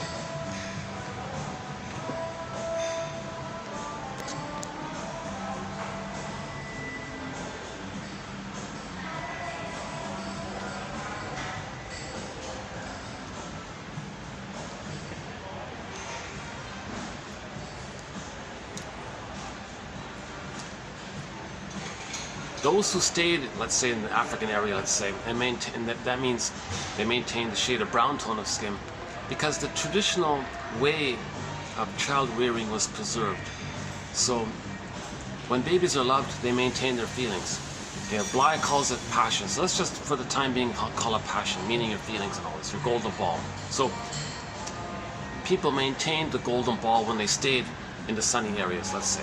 Those who settled in the less sunny areas, and then while they're in the less sunny areas, they lost the melanin, then the skin tone became more beigey, let's say, right? So some people say they lost their tan, whatever. And then the eye and the hair was sort of part of it as well. But let's just stick with the skin tone, right? Okay, so during the time people are in the less sunny areas, Dispaux says the child rearing practices changed, whereby children were more disturbed, weren't given the proper, normal breastfeeding and all this. Something happened, and we don't know it fully, right? Children were more objectified, or maybe used, or I don't know what it is, right? So there was more trauma that took place. So if the baby's traumatized, he lost his passion. Mother took away his passion. Identification with the aggressor. He becomes the one who takes away passion. So he'll look outwardly, who has passion? Oh, those people over there who received the normal breastfeeding, they have more of their feelings, they have more of their passion. At the same time, they have a shade of brown tone of skin. So to click in the loyalty to the mother who took away their passion, they want to take away other people's passion. But other people have a shade of brown tone of skin. They have a shade of beige tone of skin. So they created a slogan called Principle of Discovery. So this slogan called Principle of Discovery is that if those with a shade of beige tone of skin find something that belongs to those with a shade of brown tone of skin, well then it belongs to those with a shade of beige tone of skin. They just made it up. Okay? So this is to be loyal to the mother who took away their passion. Number one. Number two, this is to give others poverty because the mother gave them emotional poverty and they've identified with the aggressor. Part 3, mother pillaged their soul. Okay, they identify with the aggressor. New situation. Over there, okay, they pillage outwardly. Okay. because to express the psychic structure of how the mother pillaged them. Okay? Mother short sold their soul, identify with the aggressor, then they short sell outwardly. Short selling, something good. Well, if you reckon your profit is short selling, baby had something good. Mother profited by this. Okay, part 4. Mother got some benefit by this. That's called Schadenfreude. So they get Schadenfreude doing this. Did we cover it? Mother gave the baby emotional poverty, pillaged the soul. Mother took away their emotional land. Okay, so we all live in a psychic house called the soul castle. So let's just imagine the soul castle. There's a land there, right? Mother took away the baby's emotional land. Identifies to the aggressor. Okay, outwardly, they'll take the land outwardly. To be loyal to the mother who took away their emotional land. The physical land will metaphorize their lack of emotional land. So they're doing this to be loyal to the mother. And guess what? Shall I compare thee to an onion? They're doing it because they're still trying to save the mother. We gotta go way down and crack this false egocentristic belief called omnipotence of thought, where we once upon a time as a baby believed that we created everything with our thoughts, that we had magical thinking and all this. We got to somehow face this issue, because no, nonsense, it's no baby's job to save the mother. It's the mother's job to emotionally feed the baby. It's not the baby's job to emotionally feed the mother as if the mother were the baby and the baby were the mother. It's not supposed to be like that. What else did we do? Plundered soul. Okay, if you go to the last video, we did the first 15. I don't want to redo the first because I want to see if I can move forward. Okay, so this slogan, Principle of Discovery. We played the song Stolen. I quoted a lyric from the song Stolen Land by the folk singer Bruce Cockburn. So in that song, he said, well, first of all, he said, yeah, it's still going on. It's still going on, even today, it's still going on. So I played a little clip by, what's her name again? Claire Daly. Claire Daly. If you go to YouTube, type in July 11, 2023, Claire Daly. These are the crimes of apartheid. So that's the name of the clip. And in that little 1-minute clip, she says, what are we doing? We're still doing this. She calls the pillage and the plunder system white European expansionism program. That we're still in this white European expansionism program. And when she said that, I thought, wait a minute. Yeah, that's the principle of discovery. When she says white, she means the shade of beige. Unless she means unknowingly, or unless it can mean unknowingly, that a person's identity is the milk and the color of milk is white, and they think that if they believe they're white, the milk was white, so their identity is the fusion with the milk, and the only goodness they got from the mother was the milk. Everything else they hated, right? So, but the only thing they had that survived was the milk, or the powder stuff was white, right? So maybe they think not. Wait, but let's just, that's a side issue here. Let's just say that she meant those with the shade of beige tone of skin. People are very lazy to keep saying white and black. I think we should stick with this shade of beige or shade of brown. Keep it in this shade of beige, shade of brown. It's more in the middle range. It's not this either or, like it's not black or white. Nobody has black skin, nobody has white skin. That promotes this either or mentality. And that maintains the splitting. So we're not healing. We got to learn to see things more like in the bridgy way, where there's a spectrum arranged like that. Right? The mother isn't a goddess or a demon, and you got black and white. You're entering into that kind of area. See, in trauma, they think that the baby thinks that way, right? Good fairy, bad witch. It's either or, right? No, the mother's one human, who's mostly loving, sometimes frustrating. It's more complex. She's human. The child's human. Child has a personhood. The mother has a personhood. We're all people. We're all persons. We're homo traumacus. Baby's traumatized. Mother's traumatized.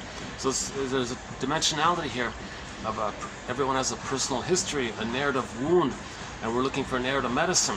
Okay, baby hasn't that. The mother has that, etc. We gotta have that kind of more deeper.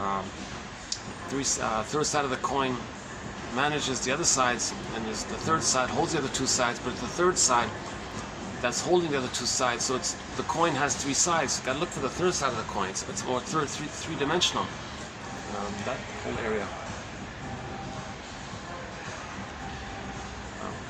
again? One second. Lost track here. Principle of discovery, right? Oh, yeah, oh, the Claire Daly, right? Okay. Yeah, so she says it in like the Parliament thing. What are we doing, people? Why are we still plundering? And she says the current plundering is, she calls it, white European colonial expansionism program. What, I forgot what it was, something like that. And so why is that still going on? So enter Bruce Coburn's song. He also says that in the song. Yeah, we're still doing it. And Bruce Coburn says, if you're like me, you'd like to think we've learned from our mistakes. What's the mistake? Destroying the planet, pillaging the planet, giving poverty, doing all this harm doesn't heal what happened in the nursery. That's a mistake to think that. So we can learn from this. Repetition compulsion doesn't change the past. The thing we're doing in the present is an expression of the inner. The outer is a mirror for the inner. Okay? Repetition compulsion is the means of bringing this intrapsychic arrangement into our consciousness. Then we're healing. There's the Hermes and the birds flying across. Hermes. Yeah, Hermes. When Hermes flies across, right? And the Pied Piper of Hamelin, you know, he's flying around and all this, right? Similar idea, right? The Pied Piper of Hamelin, he's saying he's like an emissary of these unconscious processes. In myths and fairy tales, like a magical character, he's there, he does magical things. That just means he's like a spokesperson for the inner healing energies, kind of thing. It could be Athena, like the bigger power behind it all, or etc. So yeah, so maybe Pied Piper reports to Athena or something like that, right?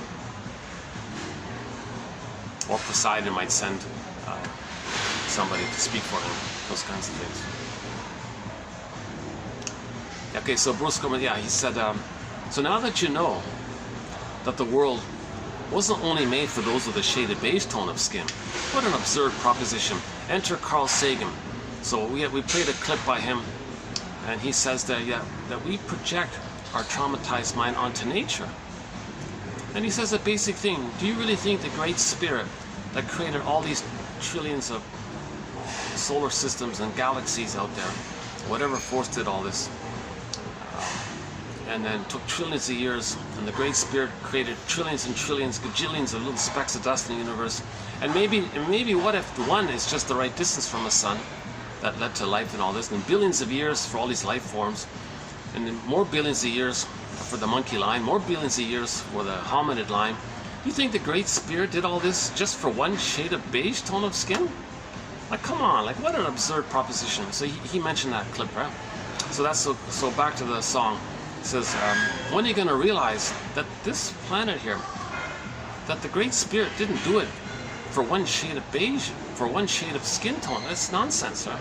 But the principle of discovery is a sign of trauma. And they're still doing it. They're still doing. The indigenous people are saying, "What are you doing? Why do you still say this?" And a judge last year, what's his name again? Newcomb or something? I forgot his name. An indigenous lawyer. Some lawyer said to him, some judge said to him, "Oh no, principle of discovery. If those are the shade of beige tone of skin, find something with those are the shade of brown. You indigenous people, give your shade. Look at your shade. Look in the mirror. It's brown, right? So it belongs to us, the white. What are you doing here? This doesn't make sense. The world wasn't made. The world is made for all of us. We're all one family on this planet. This whole great spirit, this whole evolutionary forces, that all this, for trillions and trillions and billions of years and all these galaxies. Do you think the great spirit did it just for one shade of beige tone of skin?" That kind of attitude is a sign of trauma. That kind of attitude is a sign of trauma, because that kind of attitude makes the person still try to save the mother. And maybe the mother's milk, the color is white. So maybe that's, now we're getting back in that area. That's undeveloped. I haven't really looked into that too much, but maybe we've got to examine it. Because some people with these paranoid schizoid mode of thinking, they may, worship. Okay, hang on a sec. Principle of discovery. What else was that? What a sec. Where am I here?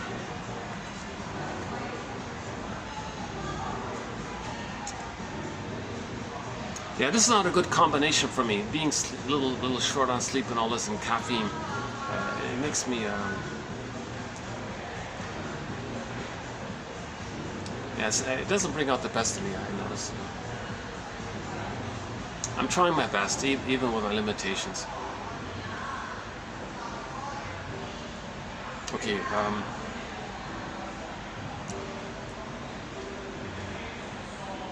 where are we here? Stolen Land, Bruce Cockburn. Okay, while we're on the topic of Bruce Cockburn, he has a song that describes the pillage and the plunder system called "Call It Fill in the Blank." So he says, with those with a shade of beige tone of skin, steal all the stuff of those with a shade of brown tone of skin, and crave poverty and pillage and plunder and all this, and then you come back with all the loot, and you have a good time with all that. What do we call all that? What do we call that process? Well, he wrote a song about it. The song is called "Call It," and you fill in the blank, basically.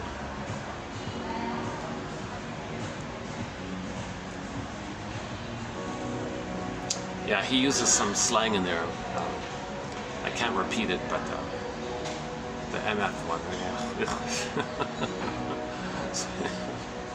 It's very confusing about him because he's an officer of the plunder system.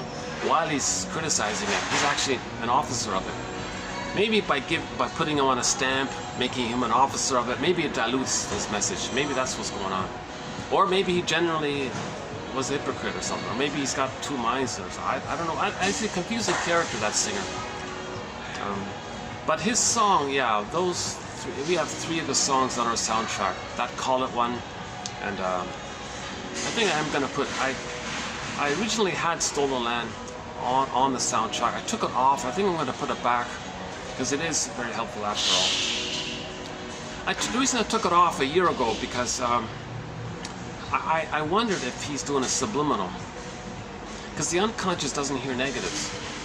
You see, I'm wondering if he is like a very traumatized dude and wants to be loyal to Milk, his mother, and maybe he's perpetuating the subliminal.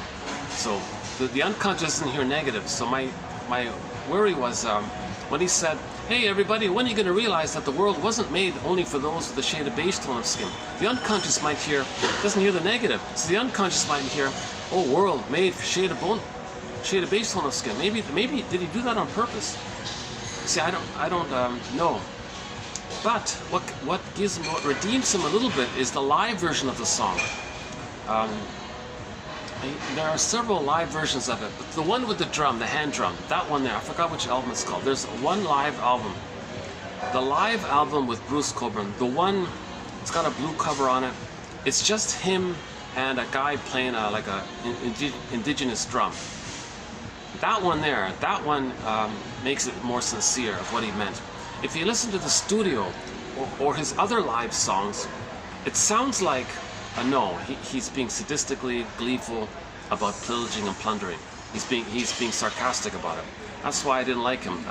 But when I heard the live version of just him, just the voice and that drum, just the basic, simple, ordinary one drum, hand drum, and him singing, I thought, okay, now that makes sense, what he's saying. That version I'll put on the soundtrack.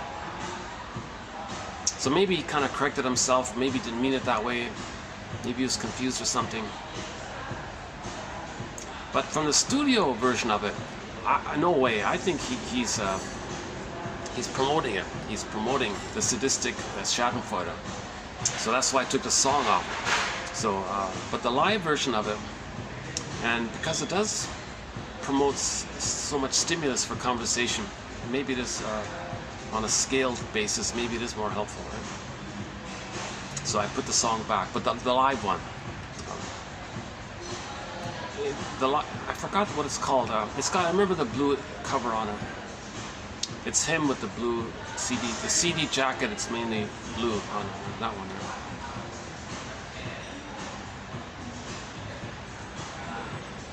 If you're like me, you'd like to learn from our mistakes. You can't play God or other people's. That's egocentric. Who do you think you are? Now that you know that the world wasn't only made for those with a shade of beige tone of skin, what are you going to do? What steps are you going to do to make things right, kind of thing? That's sort of the main line in there.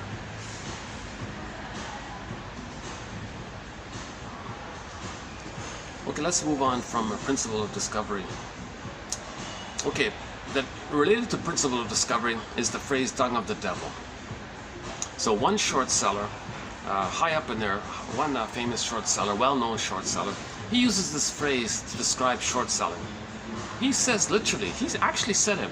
He said, our short selling, this short selling is the dung of the devil, but he's doing it. That's the way you own it, you say it. A lot of people are saying the things that they're against, they're actually doing it, right? It's called doublethink, discussed in the past video. So doublethink a major one, right? Co-opting the victim's voice. The aggressor pretends to be the victim, and the victim, they say, is the aggressor, but okay, it's all called translogic doublethink, hocus pocus double focus. So let's do that. Let's just leave it for the last video, that one. So let's jump into this one here, the dung of the devil phrase. Okay. So first of all, when we're talking about religion, the psychology of religion, we're only talking about it when religion is being used as a tool for the pillage and the plunder. So when babies are traumatized 10,000 years ago, so when we got all this serotonin by our discoveries, we freaked out and panicked and traumatized the babies, and we became homo traumicus. So we became homo traumicus, homo sapien traumicus. Or homo sapien traumicus, I think. Or for short, let's just say homo traumicus. Okay.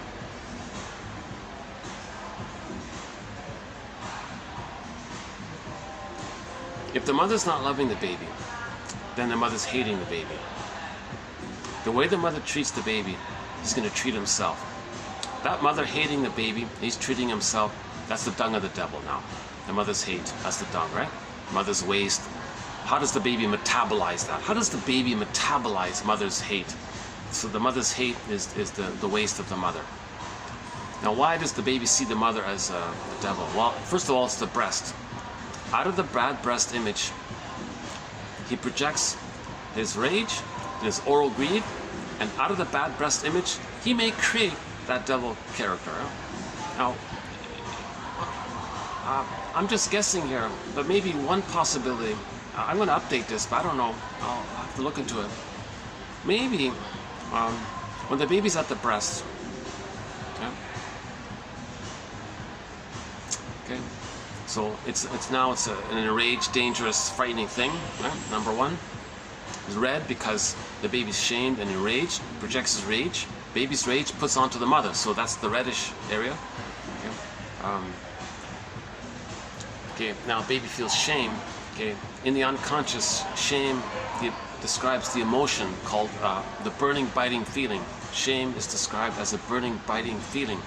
That's why in myths and fairy tales, the hell scene, that just means shame. Okay. Now the devil's in the hell scene, right?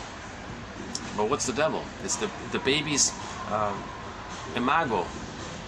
The imago is the image that comprises the base of the breast, plus he infuses and warps that image of the breast into his rage, the reddish, blood and rage and all that, shame, right? It's all reddish there, I guess. So he creates out of the breast some kind of character. Okay. For him to not admit to himself that he's enraged. He says the mother's enraged. So you take a breast and make it enraged, let's say. Now what's with the horns issue? Maybe. A lot of people say, well, it's the bull, right? And storytellers would talk about the enraged bull. The mother's the enraged bull. But but maybe, well, where does that come from? What is that? Whoops. Yeah, maybe in all this, but prior to that, maybe originally, when the baby's enraged, now the baby can see, right? The baby can see, of course. So while he's enraged, he sees the breast, he sees his mother's eyes, and the baby condenses and creates one image of a fusion between the breast and his mother's eyes. But he sees his mother's eyes as hate, because the mother is hating the baby. And he projects his hate onto the mother and thinks the mother hates him. So the mother now is the breast and the eyes, two eyes, fiery, angry, and out of the two eyes blurred onto the breast image, maybe the eyes has like a spiky quality to it or something. and the baby creates an image like that. So the storytellers long ago, okay, maybe would describe a character like that to represent our projection of rage and oral greed. So the devil character is hurtful. The mother sends the baby the hate. So the devil's hate is the dung of the devil, right? The mother's hate is the dung of the devil, right? But there is no devil. It's just an image. It's just an image. This image can take infinite, endless forms. All someone's got to do is take a big paper, draw a circle, okay, as a breast, and just say, okay, how do we make this circle enraged? How do we make this circle as so enraged that it wants to gobble somebody up? There you go. Everybody can draw something different, so it doesn't matter about that. Right? So he said this phrase, that short selling is this. So what he's talking about, inside out, as above, so below. So when a person makes that slogan, they're saying mother hated them, meaning mother didn't love them. If mother didn't love them, mother hated them. See, the love or hate, right? When joy and sadness, meaning love, gets zooped away, hate is at the constant, anger is at the constant.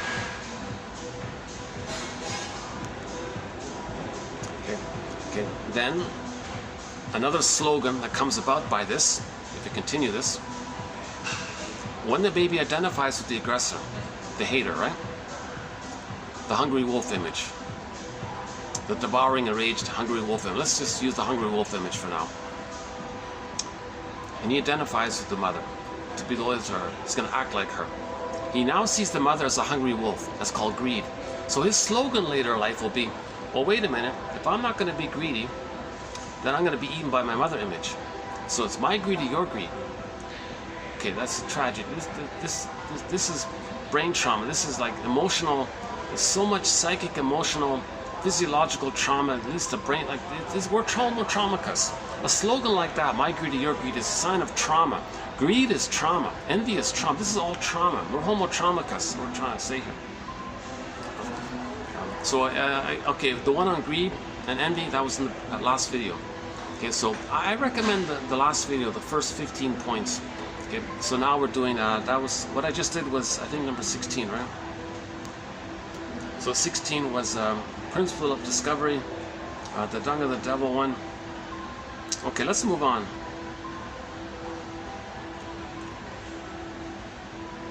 Okay, this lie hop issue, right? Let it happen on purpose. Okay, so this point is going to be, can tag on to something in the last video. In the last video, about why we pillage. So one speculation is, a lot of people with the shaded beige tone of skin, there may be more stingers, personality patterns, more narcissism, let's say. Now, when narcissistic people get together, they have a scapegoat hunger. So let's illustrate it by the parents. Let's say a husband and wife get together and they both have the narcissistic pattern or one of the other stinger personality patterns. One may have the bully pattern, one may have the Iago pattern, one may have some type of, maybe they have the clinging vine narcissistic pattern, maybe they have the closet narcissistic pattern, maybe they have the turtle narcissistic pattern. So if two stinger personality patterns get together, they have a scapegoat hunger. All that hate between them, they can't handle it on each other, right? So they scapegoat one of their children. So lie hop, let it happen on purpose. Evocation of a proxy, and then let it happen on purpose. So they create the conditions to let it happen on purpose. What are they trying to create? They want to evoke a proxy to express their anger. They're going to scapegoat one of their own children as a source of a focus of attention outward, so they don't direct it at each other. So how it works is, first, two parts. Part A, the parents will withdraw love on the child or hurt the child in some way. Easy to do. Mother could do it very easily. They want one of their children to be angry. They want to make it happen. They want to create the conditions and let it happen on purpose. Lie hop. The mother wants, and the father. Okay. So why? Part A, they want to see the child express anger. And when the parents create that in their fantasy, the child is expressing their anger. It gives them a little bit of a relief. Oh, father says he's expressing anger. All right. Covertly, secretly, he delights in it. Mother's doing the same thing. Okay? So it's called evocation of a proxy. Evocation of a proxy. Again, proxy means when someone feels for you, does something for you, plays a role for you. The baby's doing this, and they created it. They provoked it. They made it happen. Okay? And then let it happen on purpose. Upset the child, stand back, and then LIHOP, let it happen on purpose. That's just part A. Now the child's angry. That's just sort of like a setup kind of thing. Then when they see the child being angry and all this, now they can manufacture an excuse. The husband and wife say to each other, look at our naughty child here and all this. Look, he's dangerous and all this. Yeah, we gotta discipline him, we gotta be angry at him. Now they created an excuse to be angry with the child.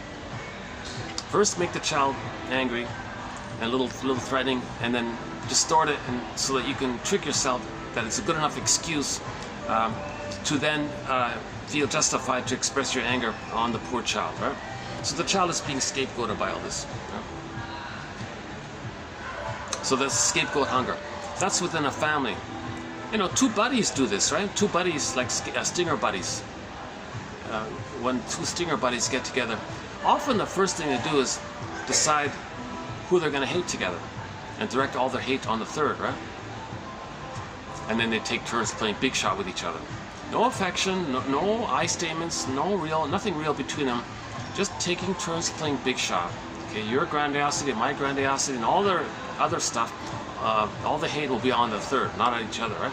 So it's that's Berger calls that when two stinger buddies get together, they take turns playing big shot together. And if somebody directs it at each other, oh, it's over. You broke the deal kind of thing. They can't make I statements. They can't complain about you being late. What was that about? No, you're angry. Blame someone else.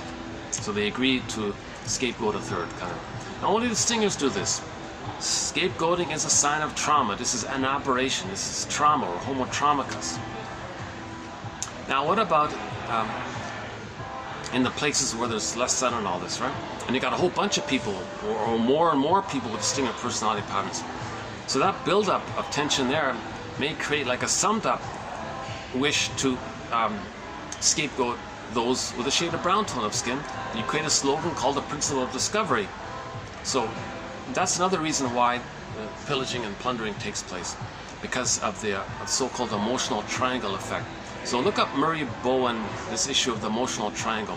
There's too much between the mother and the father, so they suck in the child and blame the child. That disperses the hate onto the child. The child has to contain, okay, the child experience, okay, and then the mother and the father feel a little relief by this. That's called Schadenfreude. And it's addictive. Because if that's the way they get pain relief, then they're dependent on it now. And the setup was Emily Dickinson's poem. When the baby's traumatized, golden ball goes down.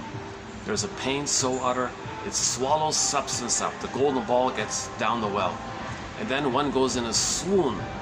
That's the endorphins, the numbing mercy thing. And then someone said, when they replay that record, okay, golden ball goes down, swoon, golden ball goes down. Every time they replay the record, even though they're shaming others to replay that record, it gets to a point where they're dependent on the endorphins. They're so dependent on it, they don't know how to function without it, because they've become so dependent. So like the endorphins is the enabler within their brain. So hate and greed, these are addictive things. Short selling, this is all addictive. Short selling, and so on. Okay, that's 17, right? 16, 17. How are we doing here? I guess maybe I can do one more. Yeah, so there'll be a part F. This is part E, right? No, sorry, this is part 5. So there'll be a part 6. Yeah, so tomorrow I'll finish up the rest of them. One second. Hopefully I'll do a better job tomorrow, yeah.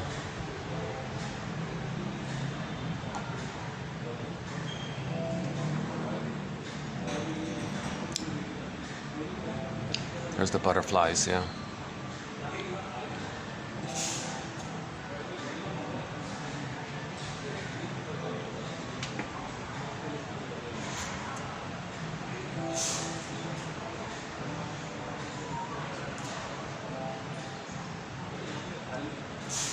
Not sure what you're seeing. I'm just pointing the camera.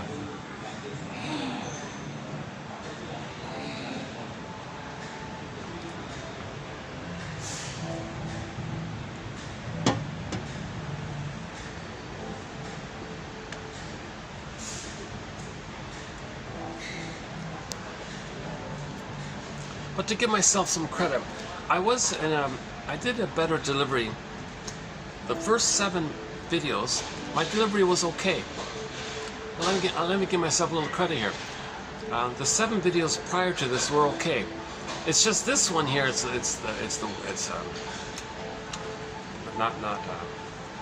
But let's see if we can do one more here. Let me go out of order here, if that's all right. I just saw this morning an interview with a guy who's gleefully bragging and very excited about destroying the food, peddling low quality food and all this. And they're all very excited. Oh, they're all so pumped up about how much money they make. And he's trying to convince investors that he'll get a high return if you invest in this icky stuff that he's peddling. And I thought, oh my God. So that's one of the points here, this bad milk thing. So one theory is that when the mother's upset and all this, the theory is it can affect the quality of the breast milk. And the child might spit it out and be colicky. What is all this? I can't handle it. Right? The baby might get bad milk, so to speak. The powder stuff, of course, is that. It's not the natural thing, right? So if it's the powder stuff or it's the mother's breast milk under stress, a lot of babies are getting bad milk. Bad food, let's say, bad food. Identifies with the aggressor. Okay. To be loyal to the mother who gave them bad food, later on, he'll invest or be someone who gives others bad food to be loyal to the mother who gave him bad food. So he'll do it directly or help others do it, or pick up the phone, hey stock lady, who gives people bad food? And so, and I want to profit.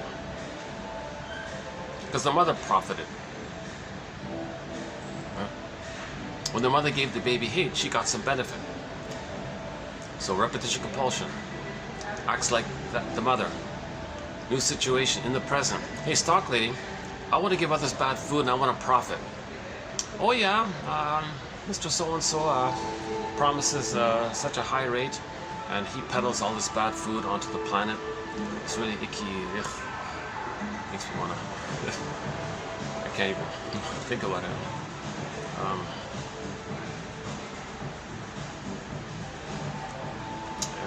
Okay, so there's an example of doing to others as a replay of what was done to us.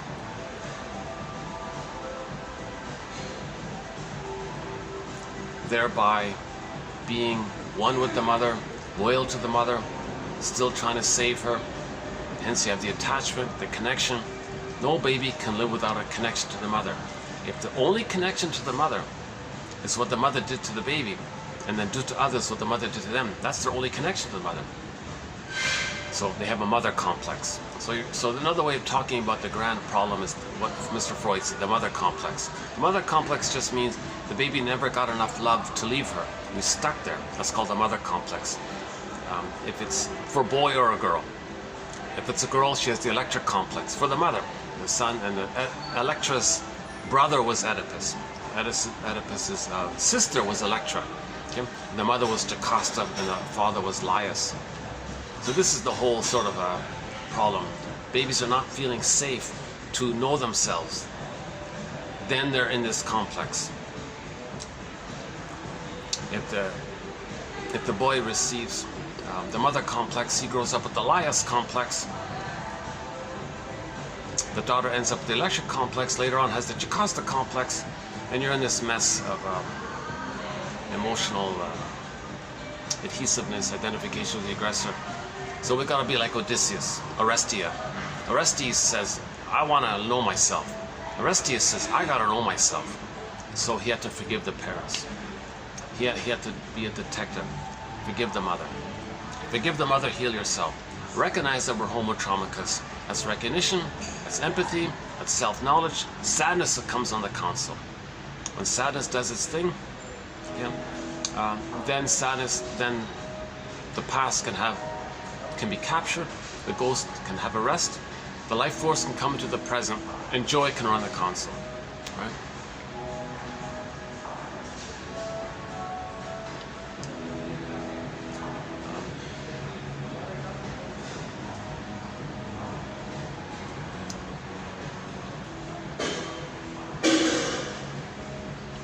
Yeah, I noticed, I was interested in that clip. I don't want to mention the name or the company and all this, because there was a product that I bought sometimes, and about a year ago, they turned it into sludge.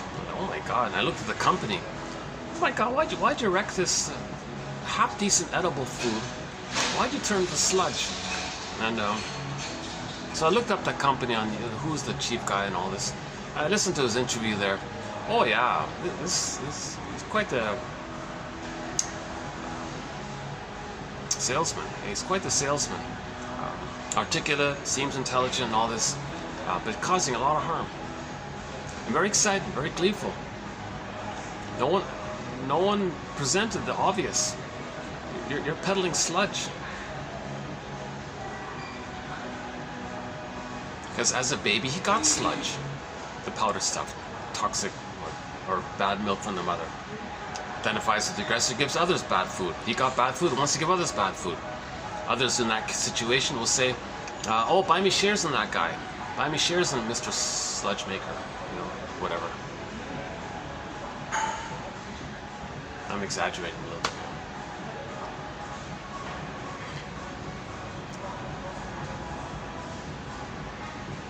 Yeah, I remember the interview. He says, why shouldn't we investors buy shares in your sludge making? Well, because we refined it to a fine art. We've mastered the art of destroying the food. We've mastered it and how to make profit by it. Oh, and everyone's all excited. Oh, buy shares. What a salesman! But this whole thing, it just gives people. It makes the food quality on the earth worse and worse. What he's doing, and people are enabling it because he's serving as a proxy for others in that similar situation. People in a similar situation don't have to do it directly. They just find others to do it for them. So he's like a proxy for others. How are we doing here? Okay, 5 minutes. Should we do one more? Okay, let me just leave it there. I'll finish this list tomorrow when I'm in a calmer mood, a better mood. I'm really not in the best of moods today. Sorry about my delivery here. No offense to anybody. Again, this is just speculation. I'm not a shrink. I'm not a professor. I'm not a doctor. I'm not a scientist. I've only got a BA. And each listener's got to figure this out for themselves. I'm just brainstorming, and others are responsible to kind of pick and choose what might be of help to them in understanding their healing journey. So when we look at the outer, it's a reflection of the inner.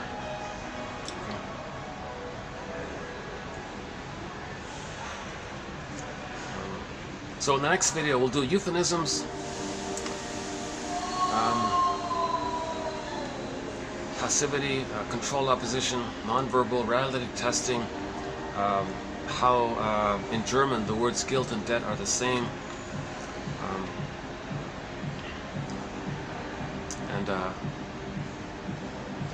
more about the passivity of the baby, making others passive. The film, this little indie film called Insecurity.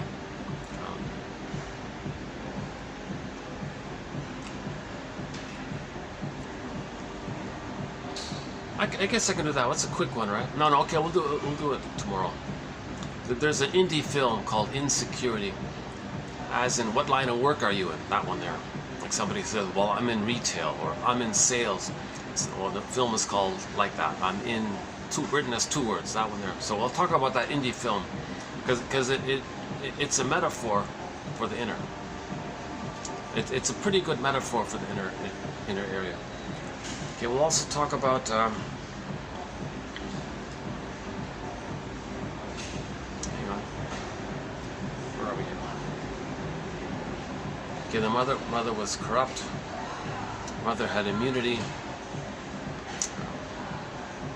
So later on, pillaging, they create they make it legal. They call it a fiduciary responsibility to be loyal to the mother.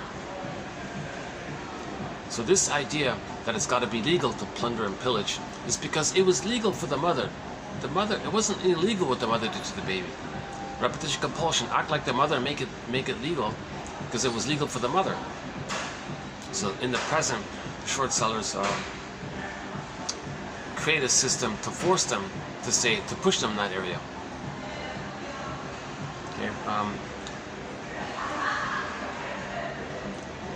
Okay. The one about the unconscious being the secret puppet master like this. So like outwardly, the people talk about the invisible government, shadow government, secret government. Well, inwardly we have one like that. That's the puppet master. That's the unconscious self, the secret self. So as above, so below, inside out. So we can see a little parallel like that. I'm not focusing too much on the details of the current events and all this, but the current events is like a mirror to know the inner. Heal the inner, the outer is okay. The inner is wounded, our doing is distorted.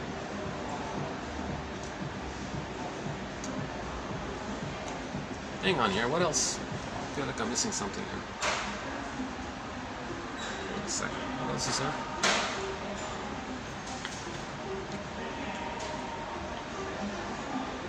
Yeah, okay. So we talked about, like in the outer, usually there's like the false flag thing. When they want to plunder, they do it themselves. So-called false flag issue. Well, how does that work? Huh? The parents scapegoat the child. So that version is called scapegoat proxy. Just make the child do it, but they made the child do it. So later on, as an adult, they'll just do it.